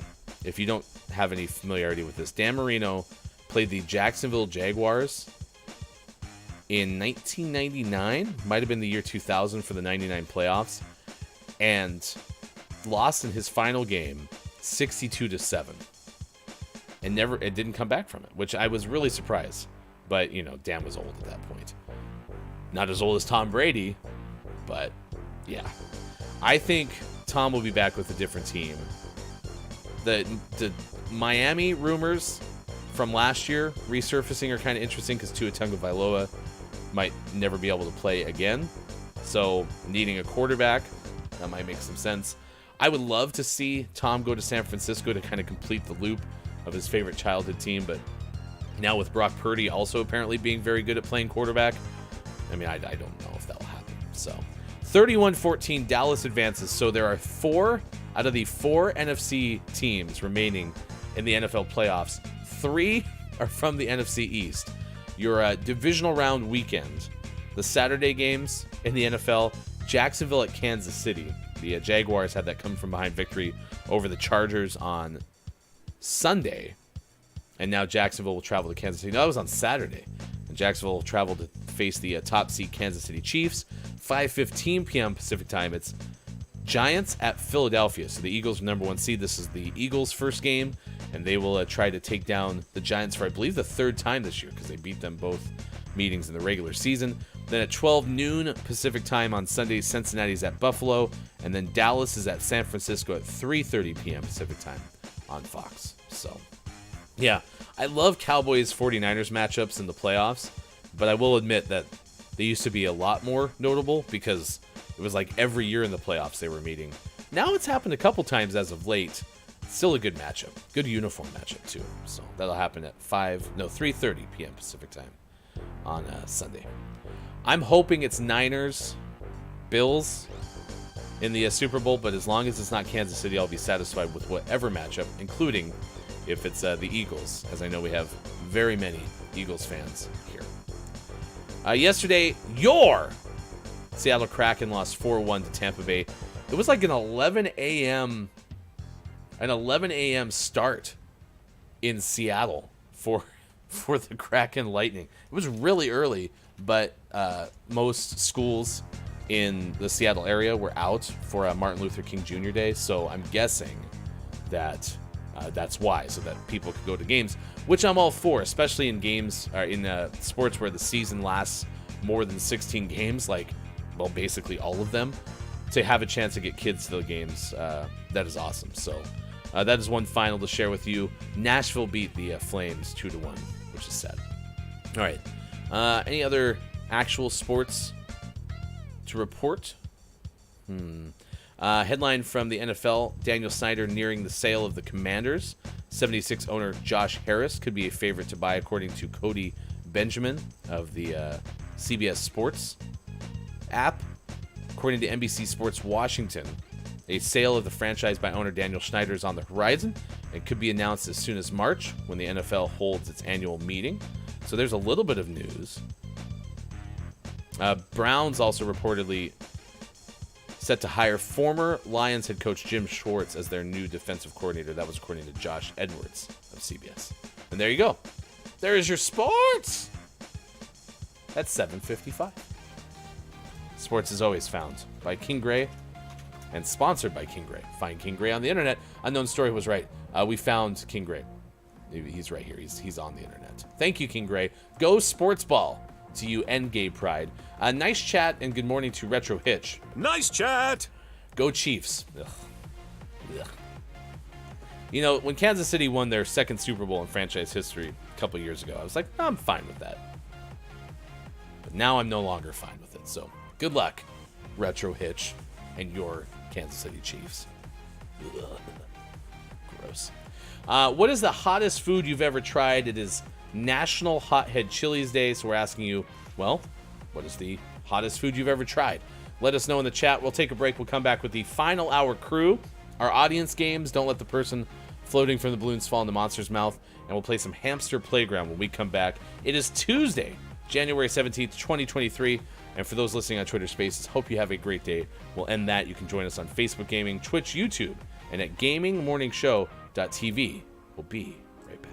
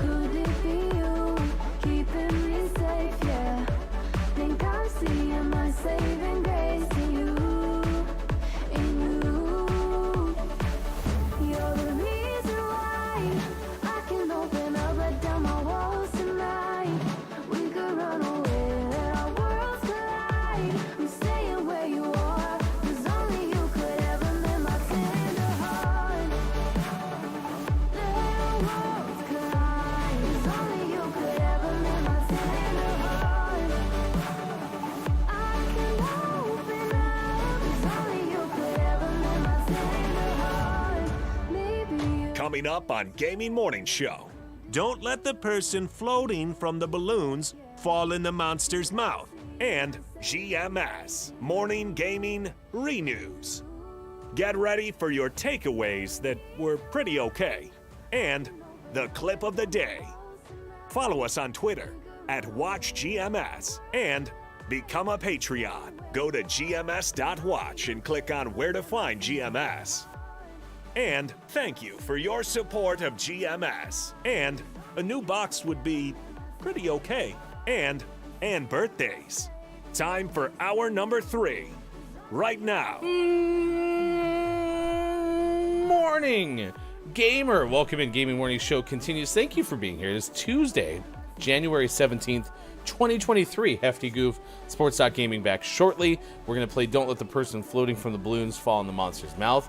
That is coming up very soon, so if you want to play that, you definitely can. We'll also continue to talk about our topic of the day, which has to do with what's the hottest food that you've ever had. Good morning to everyone who's been here, everyone who's joining us for the first time. Welcome in, Final Hour crew. And are part of the Final Hour crew. It is great to see you. Hello, FHC. Unknown Story has been here throughout the course of the show. So has Gabe Pride. It's good to see you. Hello, FHC. To Groggy or Die joining us for the first time. Gabe Pride, who will be our guest coming up on Thursday's Gaming Morning Show in the Final Hour crew when we play 5 Questions GMS ahead of Gabe Pride's charity stream coming up on the 20th of January. That'll be a 3 p.m. Pacific time start. More details available when you go to Gabe Pride on Twitch and then find Gabe on Twitter. Gabe, you can also share as much as you want into our chat right now if you would like. That'll be at 8:20 a.m. Pacific time, basically the same hour coming up on Thursday.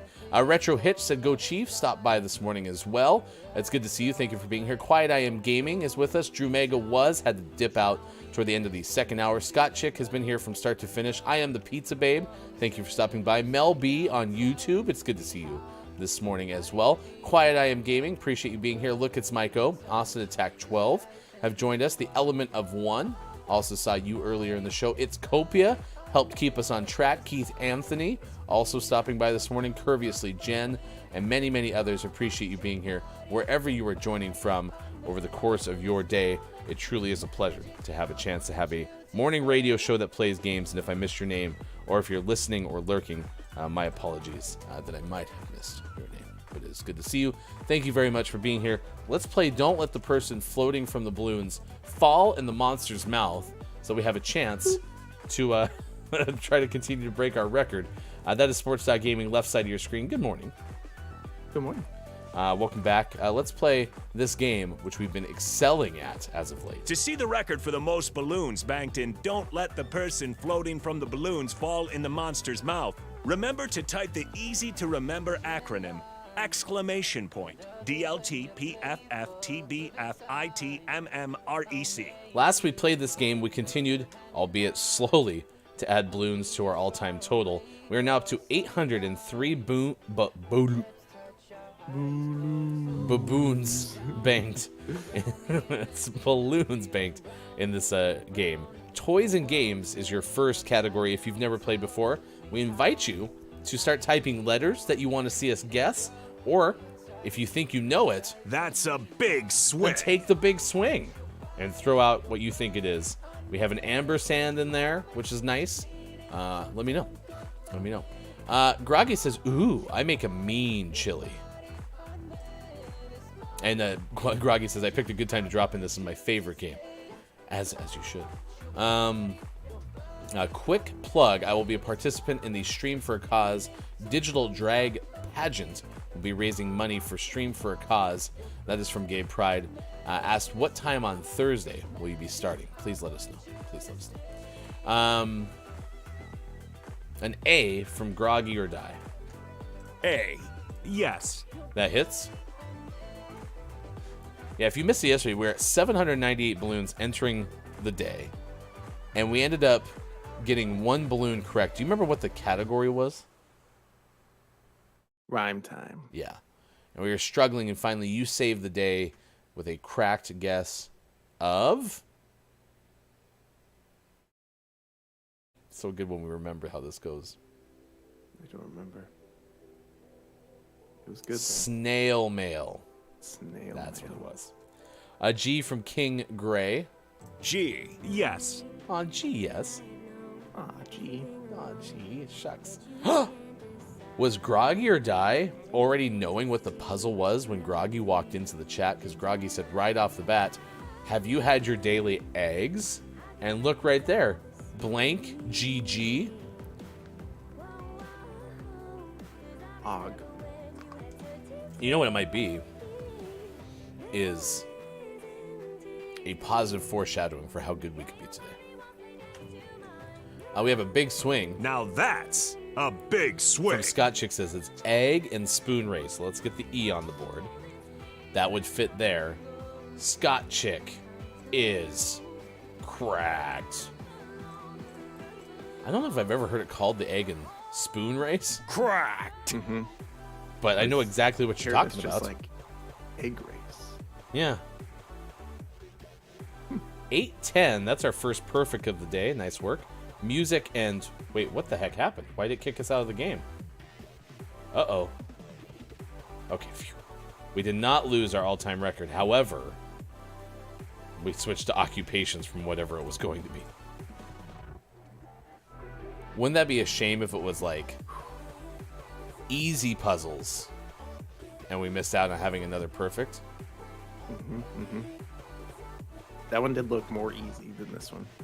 Occupations. Groggy says, I had my eggs in the form of protein pancakes. Pancakes for breakfast. Put it on a pancake. The protein. He put it on the pancake. Retro says, we ran the egg and spoon race every year. In the UK. Scott Chick says, tattle and spoon race in schools up here. Eggs are messy. What is it? Oh, tatty. Tatey. We've learned this one, Hefty. Scott Chick means potato.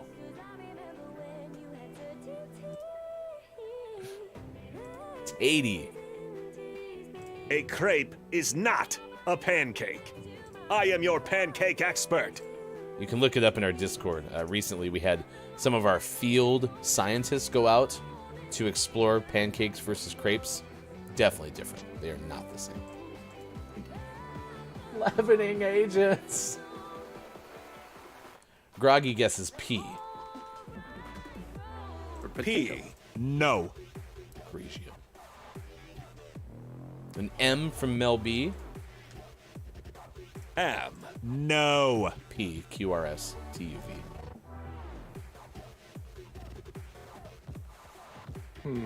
You had it right the first time, lowercase a tati. No, it's not a toddy, it's a tatey. I don't care what you say. An S and a J from Gay Pride and Hitch. S, J. Incorrect. Uh-oh. And an E from Mel B. E, correct. We're on the board. We're on the board. Oof, just one E though. What about a T?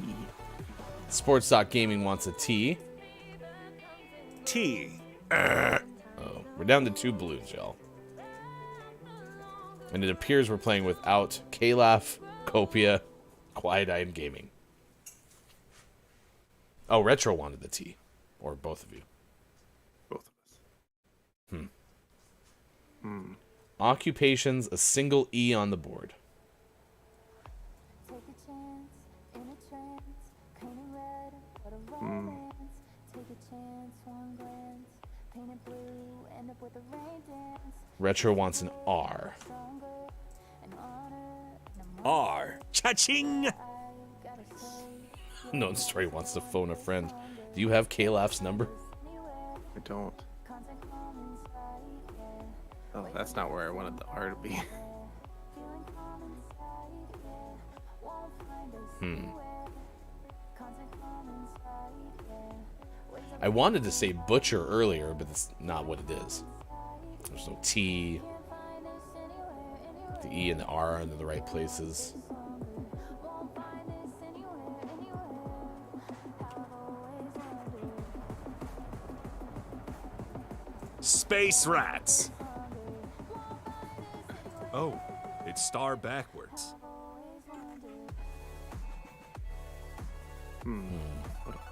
What about an A? Yeah, Gabe's with me.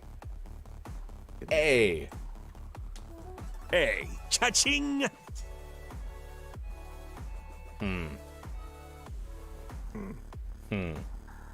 That's not where I wanted that A to be. Things could be going better.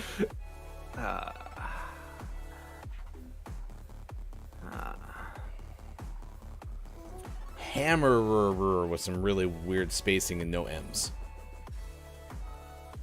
I'm trying to think what that N would be. Like E-O-R? E-I-R? That's not E-I-R.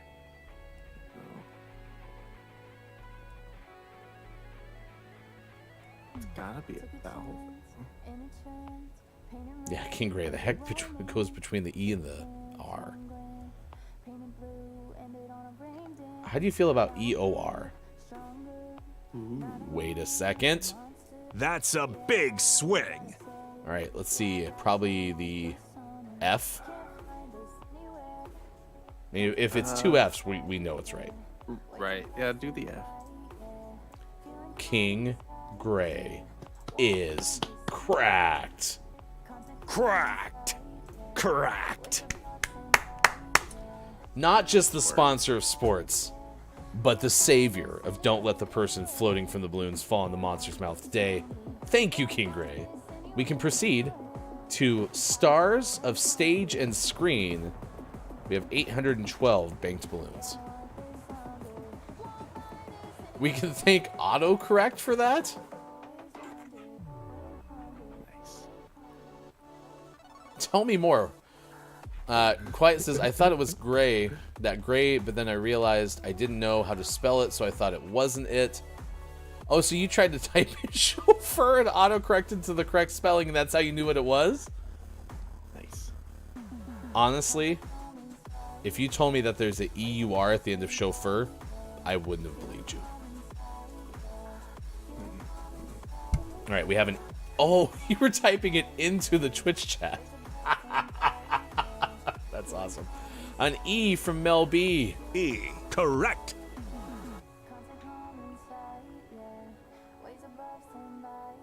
S from Quiet.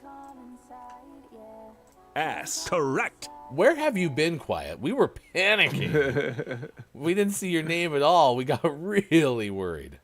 That's a big swing. I can never say that person's first name. Joaquin? Joaquin. Thank you, Phoenix. Oh, I was in a meeting. Okay, Quiet. You haven't put a block on your calendar from 8 to 8:20 Pacific time so you can play this game? T. T from Mel B does not hit. It's stars of stage and screen.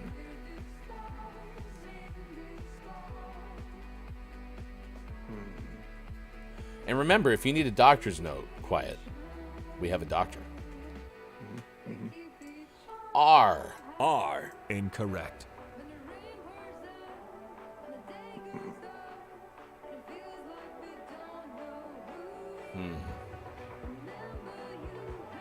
Swanson.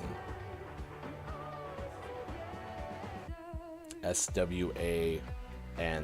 No, there would be a second S, FT. How about an A from Quiet? A. Cha-ching.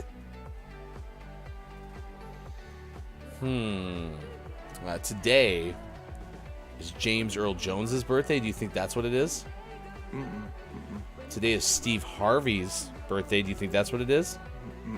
Jim Carrey? Nope. Michelle Obama? H. H from Sports.Gaming. H. Ding, ding, ding. Joshua Molina, Zoe Deschanel, Kelly Marie Tran. An O from Mel B. O. Yes. Ooh, Michael is the guest from Quiet. So you get all of Michael. No, Michael. Shaq. Isn't it Michael Shannon? Who's Michael Shannon? That's what it is. No idea. Alexa, who is Michael Shannon? Alexa, cancel. We'll leave that up to someone else. He's a star of stage and screen. Oh, thank you for clarifying that up. He's an 800. American actor, producer, musician, and theater director. Yeah, star of stage and screen. Quit saying the same thing over and over. Is the person from Boardwalk Empire? Could be. Okay, but now all right, I'm gonna look at Boardwalk Empire. Boardwalk Empire. That starred Steve Buscemi, but also Michael Shannon was in it. So you are correct. He's a sharp lad.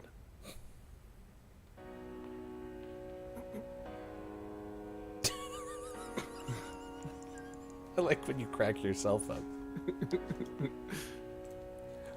All right, Alexa, who is Michael Shaquille? No, we're not talking about Shaquille Michael. Wait, what? Now we're confused. Alexa, cancel. Oh, I remember Michael Shaquille. He played for the Seattle Superphonics. big fan of that person. Love a 3 for $12 lunch special. King Gray, he played for the Chicago Magic. King Gray and I were making about the same joke. Nice work. Nice work. All right, let's play some Hamster Playgrounds. We've played this game for a while, and we're really enjoying this game. But we also didn't necessarily know if we'd continue playing it today. But we decided to continue playing it today. Here we are, back in our humble abode. You have oh wait. Put your kitchen in full focus there. Oh, sorry, your bathroom. Do you have tongues sticking out of your shower curtains? Yeah, they're going. And a watermelon toilet. Naturally. Watermelon toilet. Hi. A fan of Hildart Duff and Harry Clarence Styles. Interesting. Michael Shaquille is a curling legend, said Unknown Story. King Gray, my sports is showing. Well, your sports is showing expertly, to be honest. So, Shaq! Shaquille O'Neal is the star of the Orlando Lakers. No, Groggy. Shaquille O'Neal played clearly for the Chicago Magic. And anyone who tells you differently is lying. Did you buy a new hamster? No, I remember why I didn't yet. I need more coins. Oh, okay.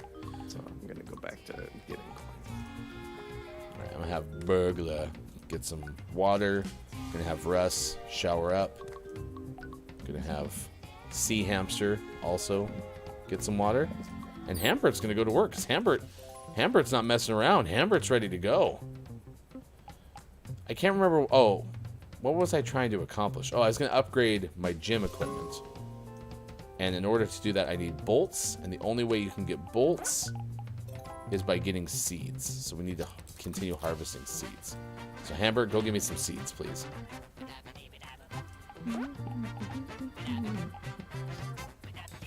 Yeah, it's disappointing you can only trade bolts for seeds or seeds for bolts. Like, I can't get any more stars. Hambert, go to work.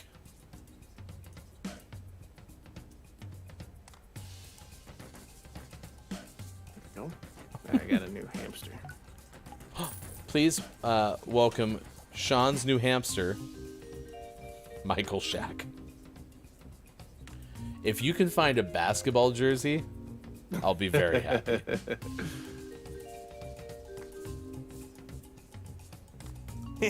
SHAQ. How many franchises can we get wrong in one show? I don't remember you saying, name one franchise you all got wrong. I mean, clearly the Orlando Lakers and Chicago Magic are very real teams. And they all play curling, according to Unknown Story. Well, yeah.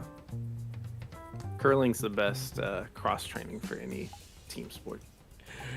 Gray would like to know if you could get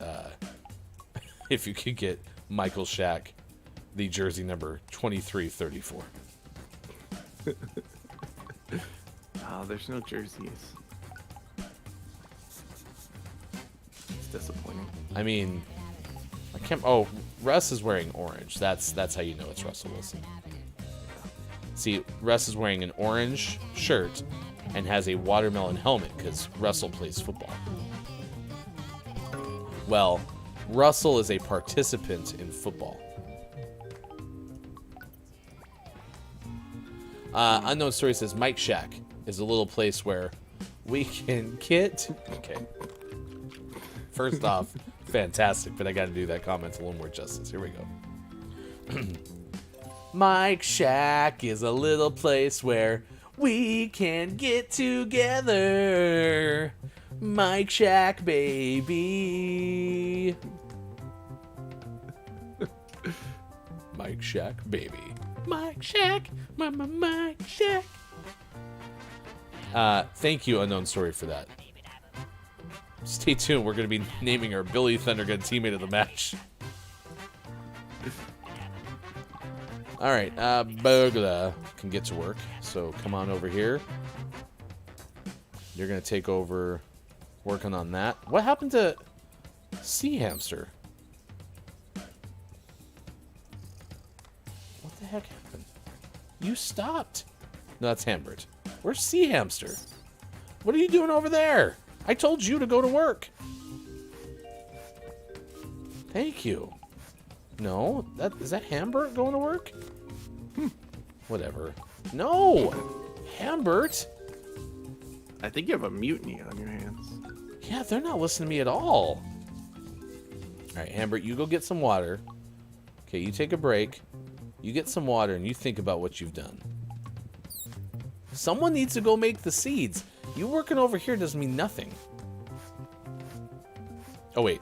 I could also earn bolts.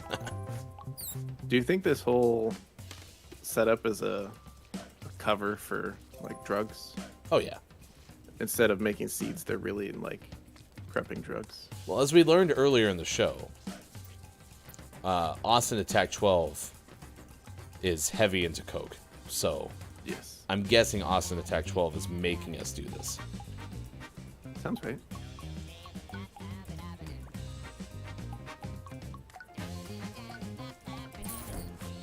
I'm amazed how often this place needs to be cleaned.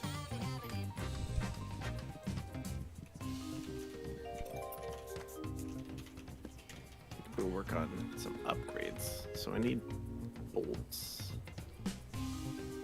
Austin Attack 12, for what it's worth, guaranteed us that today is going to be a classic Sims stream. So. Mm-hmm.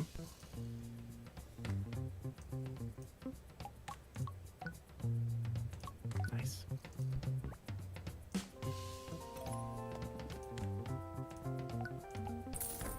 Are you racing? Yep. Everyone root for Shredder. I think you should put your new hamster out just as good as the other hamster. Nah, he's not trained. He's not ready for this. I know. Did you hit that? Oh my gosh, I thought Yeah, you I did. actually... You hit that it'd be a little sliver? Yeah. Oh, not that one, though. Nice. What a winner. Shredder is cracked. Nice work, Shredder. Cracked! All right, Russ, let's go to work. You're going to work on seeds. Hambert, let's get you washed, and then you're going to go to work. This billboard I just passed said, shack up, conserve energy, and had 2 toothbrushes at the sink. Nice. Shack! That was a little faster than it seemed, but you could see my face figure out what you were talking about really quickly. Shack up, save the planet. It's definitely Shack. King Gray is wondering if Austin's having us hamster launder. Probably. I mean, wouldn't you? Right, which one of you is working? Where's Hambert? Neither. Sea Hamster nor Hambert are working. This is just getting ridiculous. I do think you're right. I think I have a mutiny on my hands. They're not doing anything I need them to do.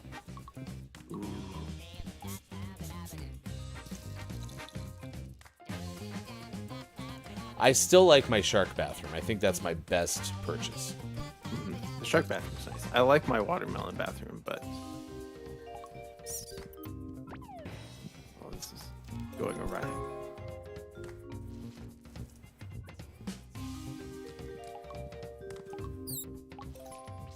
Russ and Hambert are giving me my stuff. All right, let's take care of Bootlegger. The playpen needs fixing. There's always fixing to do. This is ridiculous. Hamsters or die. I get it. It's Scroggy's name. Can't put anything past old Hefty, am I right? Alright, I can upgrade one of my things. So... Oh no, I need 120 bolts. Never mind. Oh, but I can trade some seeds for bolts. So... Alright, now I have enough bolts. Alright, which one do you think I should upgrade first, Chad? Should I upgrade my strength station? My dexterity station? My intelligence station? Or... Is this motivation? I think so. Here, we'll have Burglar use it, and they'll tell us. We'll use it. Oh, determination. So determination, intelligence, dexterity, or strength. Which one should I upgrade? Strength. You sure? Heck yeah. Chat, agree or disagree?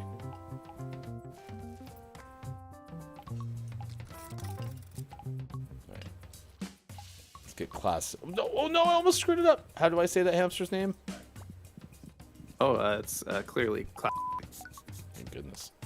Copia let me off with a warning earlier. Oh, do you owe bees? No, I only said part of the word. Everything is fine. I have the bees ready. Please don't make me go back to the bees. That was the worst experience of my life.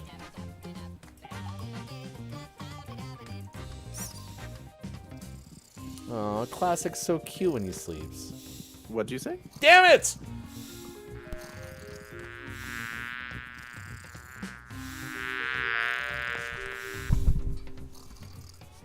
Alright, I'm ready this time. Now 2 people can sleep at a time. You have a 2-seater bed? Oh, God! Everything's fine. I just picked up my bee swatter, and it's covered in a lot amount of spider web. But I was holding it in my hand. All right, I'm ready. Bee me.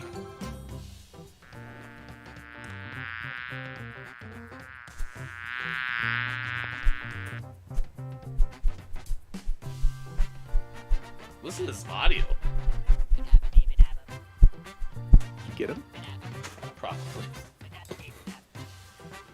Okay. It's clear to me that I need to have my own sensor. Clap. Yes. Ick. Nah, it's not very good. Oh, I probably have one. I could use Bob to help me. Bob, help me out. Clap. Ding. Ick. Why'd you close your stream? My game crashed. Oh. I'll go full screen. How about...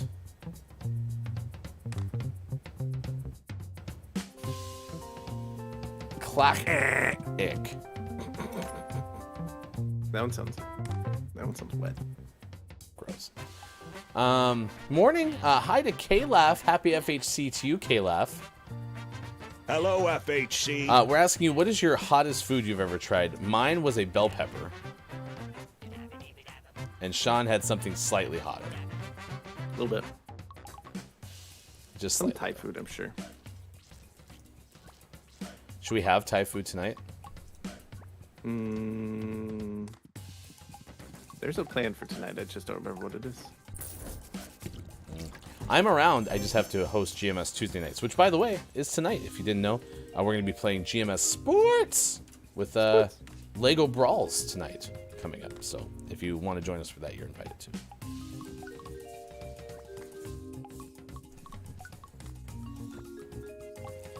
I don't understand. Well, I guess it's their recreation. It's like, you know, after a long day of work, I don't really want to come home and bounce on the trampoline, but I'm sure that there are plenty of people who do, so. That's like their version of watching TV. Right. Hamster's got to bounce.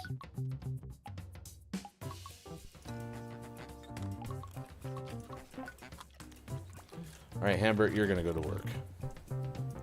Oh, I just am now learning that if I use my keyboard for this game, I could type the number of the hamster I want to use. Yeah. That's very convenient. Yeah, those are speedrun strats. All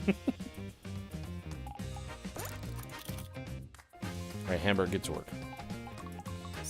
And Burglar, quit snoozing on the floor. Give me some seeds.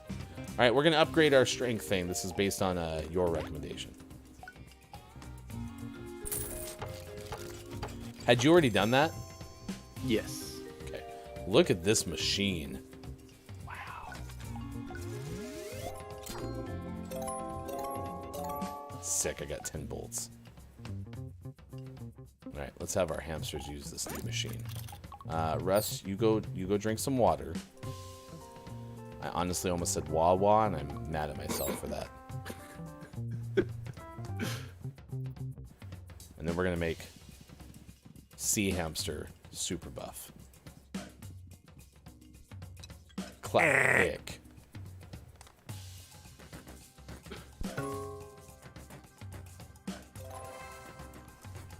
Oh, so you exponentially increase your strength by using this new machine. Yeah. Yeah, you can go up quite a bit higher. Sea Hamster used the machine and then went down the twirly slide and got all dizzy, and at the very bottom was like, whoa, like a, you know, finish him position in Mortal Kombat. Melby says bell peppers aren't hot. I know. I'm a heat wimp. He did it again. All right, one more time. Sea Hamster. Russ needs. Let Russ sleep. How much does it cost to upgrade your bed? 100 bolts? 100, yeah. Trying to collect 200 so I can upgrade the bouncy thing. Can you have 2 people bouncing at that point? I think so. Nice. Well, Sea Hamster's just going to continue to get some run on this. How much did it cost to upgrade? Oh yeah, food upgrades cost 100 as well. Mm-hmm. Everything costs money. $100 to upgrade. Oh, 100 bolts to upgrade the toilet. That's got to be my next thing. Nice. So I am finding, though, that you remember how we were frustrated there was no quests left? Mm-hmm. There was no quest love anymore. Get it? Quest love. But I actually am still enjoying playing this game, just trying to get the upgrades and stuff. Yeah, it helps that it changes. Like they're keep. Like the 2-bed thing, it has a little hammock on the bottom. Aww. Can you put one in the hammock? Maybe.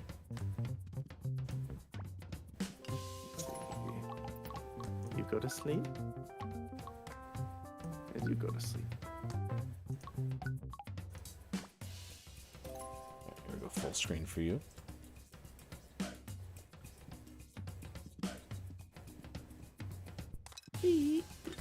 And they're sleeping on that? Yeah. Aww. Oh, you already can have 2 people play at once? Yeah, I apparently upgraded that at some point. Oh, mine's not. Oh yeah, I don't have the second little slinky. Yeah. It's fun for a girl or boy. The orange and yellow ones are actually sweet, said Mel B. Groggy said, I played the game a couple of times since installing. Shell and I think it's cute, but I become overwhelmed by Pokemon. This is Hamster Playground Violet, by the way. All right. Let's let Hambert get bathed. let's have Sea Hamster drink some water. And Burglar, you're going to go to work. Naughty. Hey, Burglar. Hey, C-word. Nope. Nope. Nope. Sea Hamster.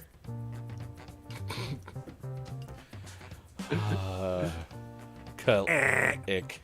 C-word.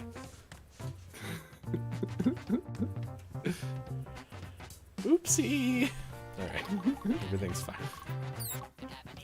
All right, Russ, you're going to work over here. I need 15 bolts. I make a bolt every 7 seconds. It's like 5 hours. It's gonna take forever.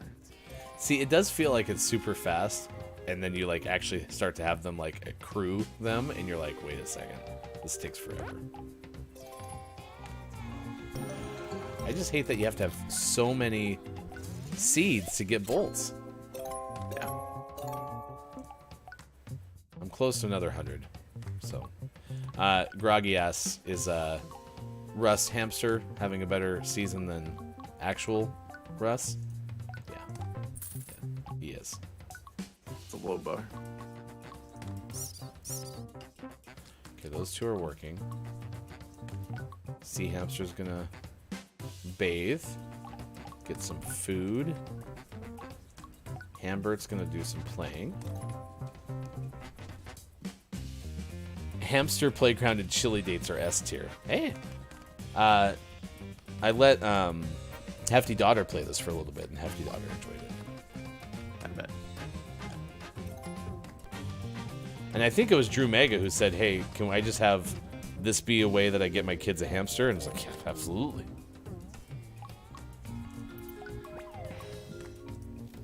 It's clearly the most effective way.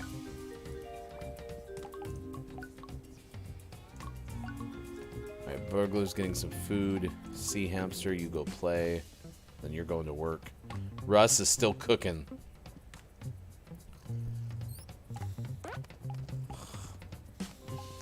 Alright, I can upgrade my water, food, or toilet. Toilet. I want to see what the increased toilet looks like. Oh, we got a 2-seater. Look at that. Yeah, but we need this one to match. Can you make it a different color? Oh, no! No, I don't like that at all. Ooh, the green's nice. Yeah, I like the green. There. Nice. Now there's going to be a fight for who has the green toilet, though. Mm-hmm. It's going to create all sorts of new drama in the hamster house. There, now the showers have the same green and blue aesthetic. Yeah, you have a good point, Groggy. How about them Cowboys knocking off Tom Brady? Did you watch any of that game? I did not, but I did see the highlights and the stats. 16-6 passes is a lot. Mm-hmm.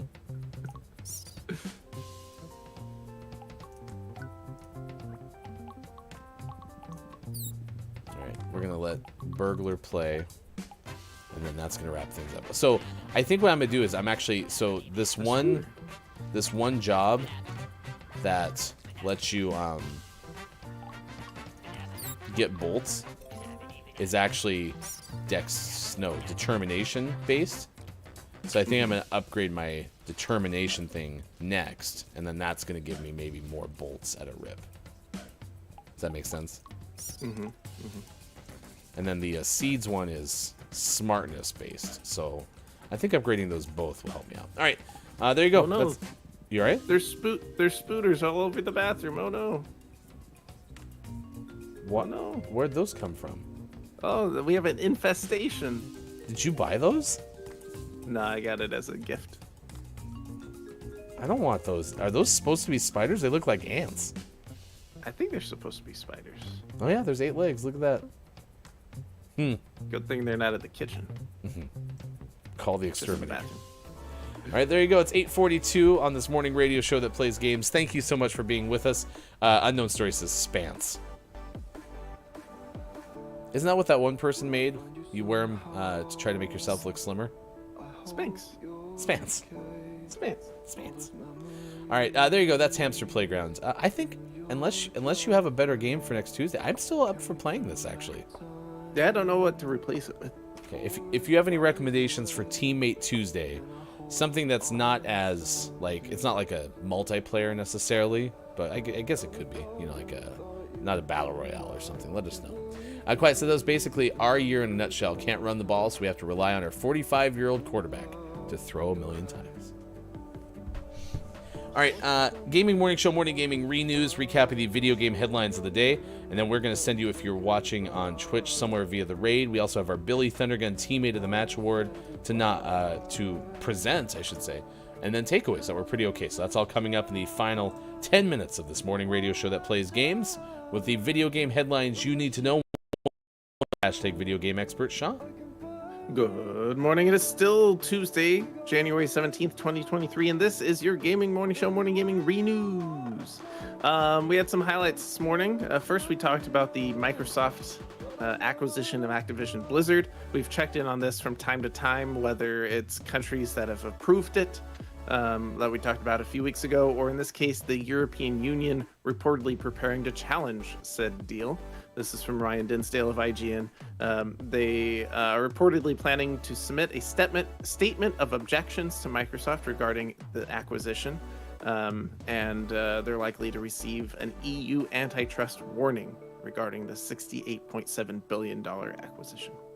So this will be an ongoing saga in many parts of the world, so we'll continue to keep an eye on it.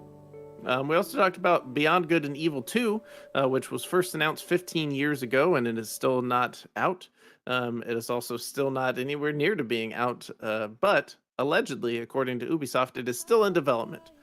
So the race is on. Will Microsoft complete its acquisition of Activision Blizzard, or will Beyond Good and Evil 2 come out first? Stay tuned. It's heating up. And then a last piece of news, The Last of Us Part 1 on PlayStation 5 has gotten a 2-hour trial on PlayStation Plus Premium. So if you're one of the 4 people who have a PlayStation 5 and PlayStation Plus Premium and have not played The Last of Us Part 1, enjoy that free 2-hour trial. It'll be a blast. Out today, we had some highlights such as Farlanders out on PC, Surviving the Abyss out on PC, but today's most prestigious award of Name of the Morning went to Mrs. Cat Between Worlds out on Switch.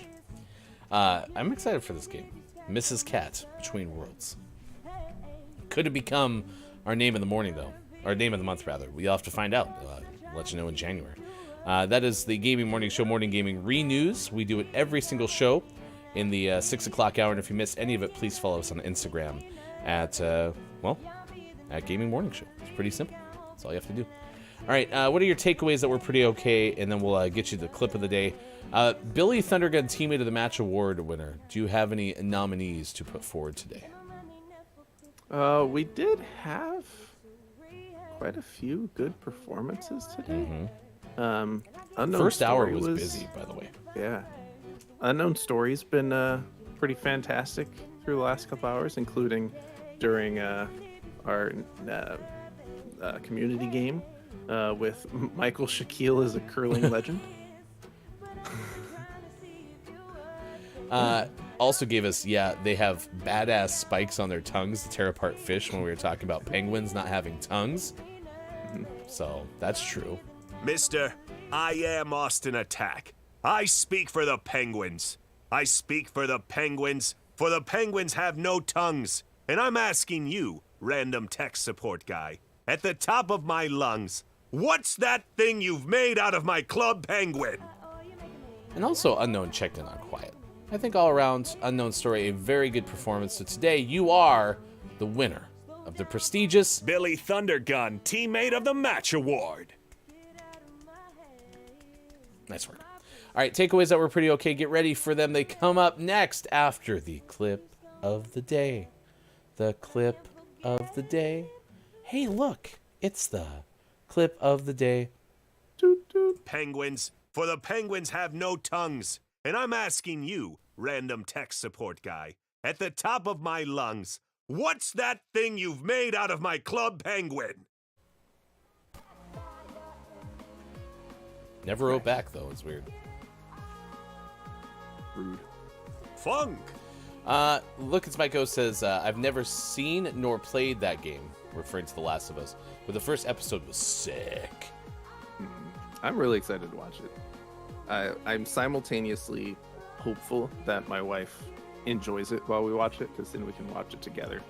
But a small part of me in the back of my mind's like, well, I kind of hope she doesn't like it, because then I can just watch it whenever I want, and I won't have to wait. Or, alternatively, if she doesn't want to watch it with you, then you can just watch it with your old pal Hefty. Oh yeah, I'm so excited to watch it when we're retired. You know, you're so pessimistic to say that we're not going to watch a show until we retire if you watch it with old Hefty here.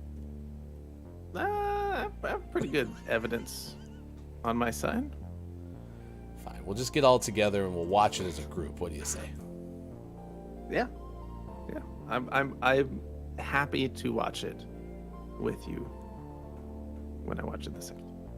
What could go wrong? Fantastic Four, B-Movie, Legends of the Hidden Temple, every MCU movie, Hackers, Pride and Prejudice, and Zombies, Frozen 2, Christmas Comes to the Packland. I'm gonna mute Bob's microphone. We don't have time to go through the whole watch parties list right now. At 8:49, what are your takeaways that were pretty okay? And then we're gonna send you over to Mikey Moogle, he, him pronouns. I'm Mikey, a gay Brit based in Tokyo with a love of all things Nintendo and Final Fantasy, hoping to share some love and make some new friends. If you'd be so kind this morning as to say good morning from GMS. All right, Austin Attack 12 supports this message from Groggy or Die, retired just like Copia. Unknown Story said, fun fact, the speedrun record for The Last of Us Part 1 PlayStation 5 is 2 hours, 26 minutes. So good luck to those trial runners. Groggy also says, penguins are my favorite animals, so I support this. Groggy also put Gray forward for saving our booties in the Don't Let the Person Floating from the Balloons Fall in the Monster's Mouth. Gray would like to nominate autocorrect. So, Nice. all right. Sean, what is your takeaway that was pretty okay? My takeaway is that even though peppers seem to have some pretty good variety, they're all like the same species. All bell peppers are the same plant, and even chipotles and jalapenos are the same plant. It's all a farce. They're all the same. I learned that Michael Shannon is an American actor, producer, musician, and theater director who's frequently collaborated with director Jeff Nichols, having appeared in Nichols' films like Shotgun Stories, Take Shelter, Mud, Midnight Special, and Loving. Also, if you didn't know, Shannon has received 2 Academy Awards for Best Supporting Actor nominations, and 0 wins, probably. It's not birthday segment, we don't have to play the game. Also, he's received a Screen Actors Guild Award and Golden Globe Award nominations for his role in 99 Homes, according to Wikipedia. Michael Shannon, star of stage and screen. I had a lot of fun today. Thank you, Sean. I want to give you a hug, but I can't because you're on the other side of the screen. You go to work, okay? Will do. All right, we'll come back tomorrow with more Gaming Morning Show as we do Monday through Friday, 6 to 9 a.m. Pacific Time on Facebook Gaming, Twitch, YouTube, and at GamingMorningShow.tv. Please stay tuned for the best moments from today's show. Goodbye.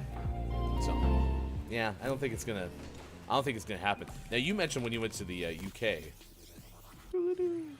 that you found out that barbecue over there is a little bit different than barbecue over here. Smoked Not barbecue. paprika is just barbecue. Well, yeah, barbecue chips are they call them smoked paprika chips. But then we found out that what they consider Mexican food is basically the same spices you would put on barbecue. No. Everything's confused. Okay. GMS now presents Sean playing video games while being full screen because Hefty's PlayStation crashed. Oh no. I see your car just sitting there, dead, like on the freeway. Motionless. I'm the new party leader. Congratulations. I'll take this responsibility. You've been upgraded. Components of the pepper irritate the skin and cause your mouth to feel that distinct burning pain. So you can just eat the tips of the pepper. They're less hot. So there's something out there that's called capsaicin P. Yeah. Isn't it like a heartburn drug? Because when you've said capsaicin now like 13 times, my brain keeps going to that. Yes. Maybe. There's. It's just spelled different. Okay, but that's probably how you pronounce it. Yes. And it's probably a heartburn drug. Maybe. Arthritis pain relief cream. Nailed it. Yeah, I apparently upgraded that at some point. Oh, mine's not. Oh yeah, I don't have the second little slinky. Yeah. It's fun for a girl or boy. The orange and yellow ones are actually sweet, said Mel B. Groggy said, I played the game a couple of times since installing. Shell and I think it's cute, but I become overwhelmed by Pokemon. This is Hamster Playground Violet, by the way. All right. Let's let Hambert get bathed. And let's have Sea Hamster drink some water. And Burglar, you're going to go to work. Naughty. Hey, Burglar. Hey, C-word. Nope. Nope. Nope. Sea Hamster. Peng.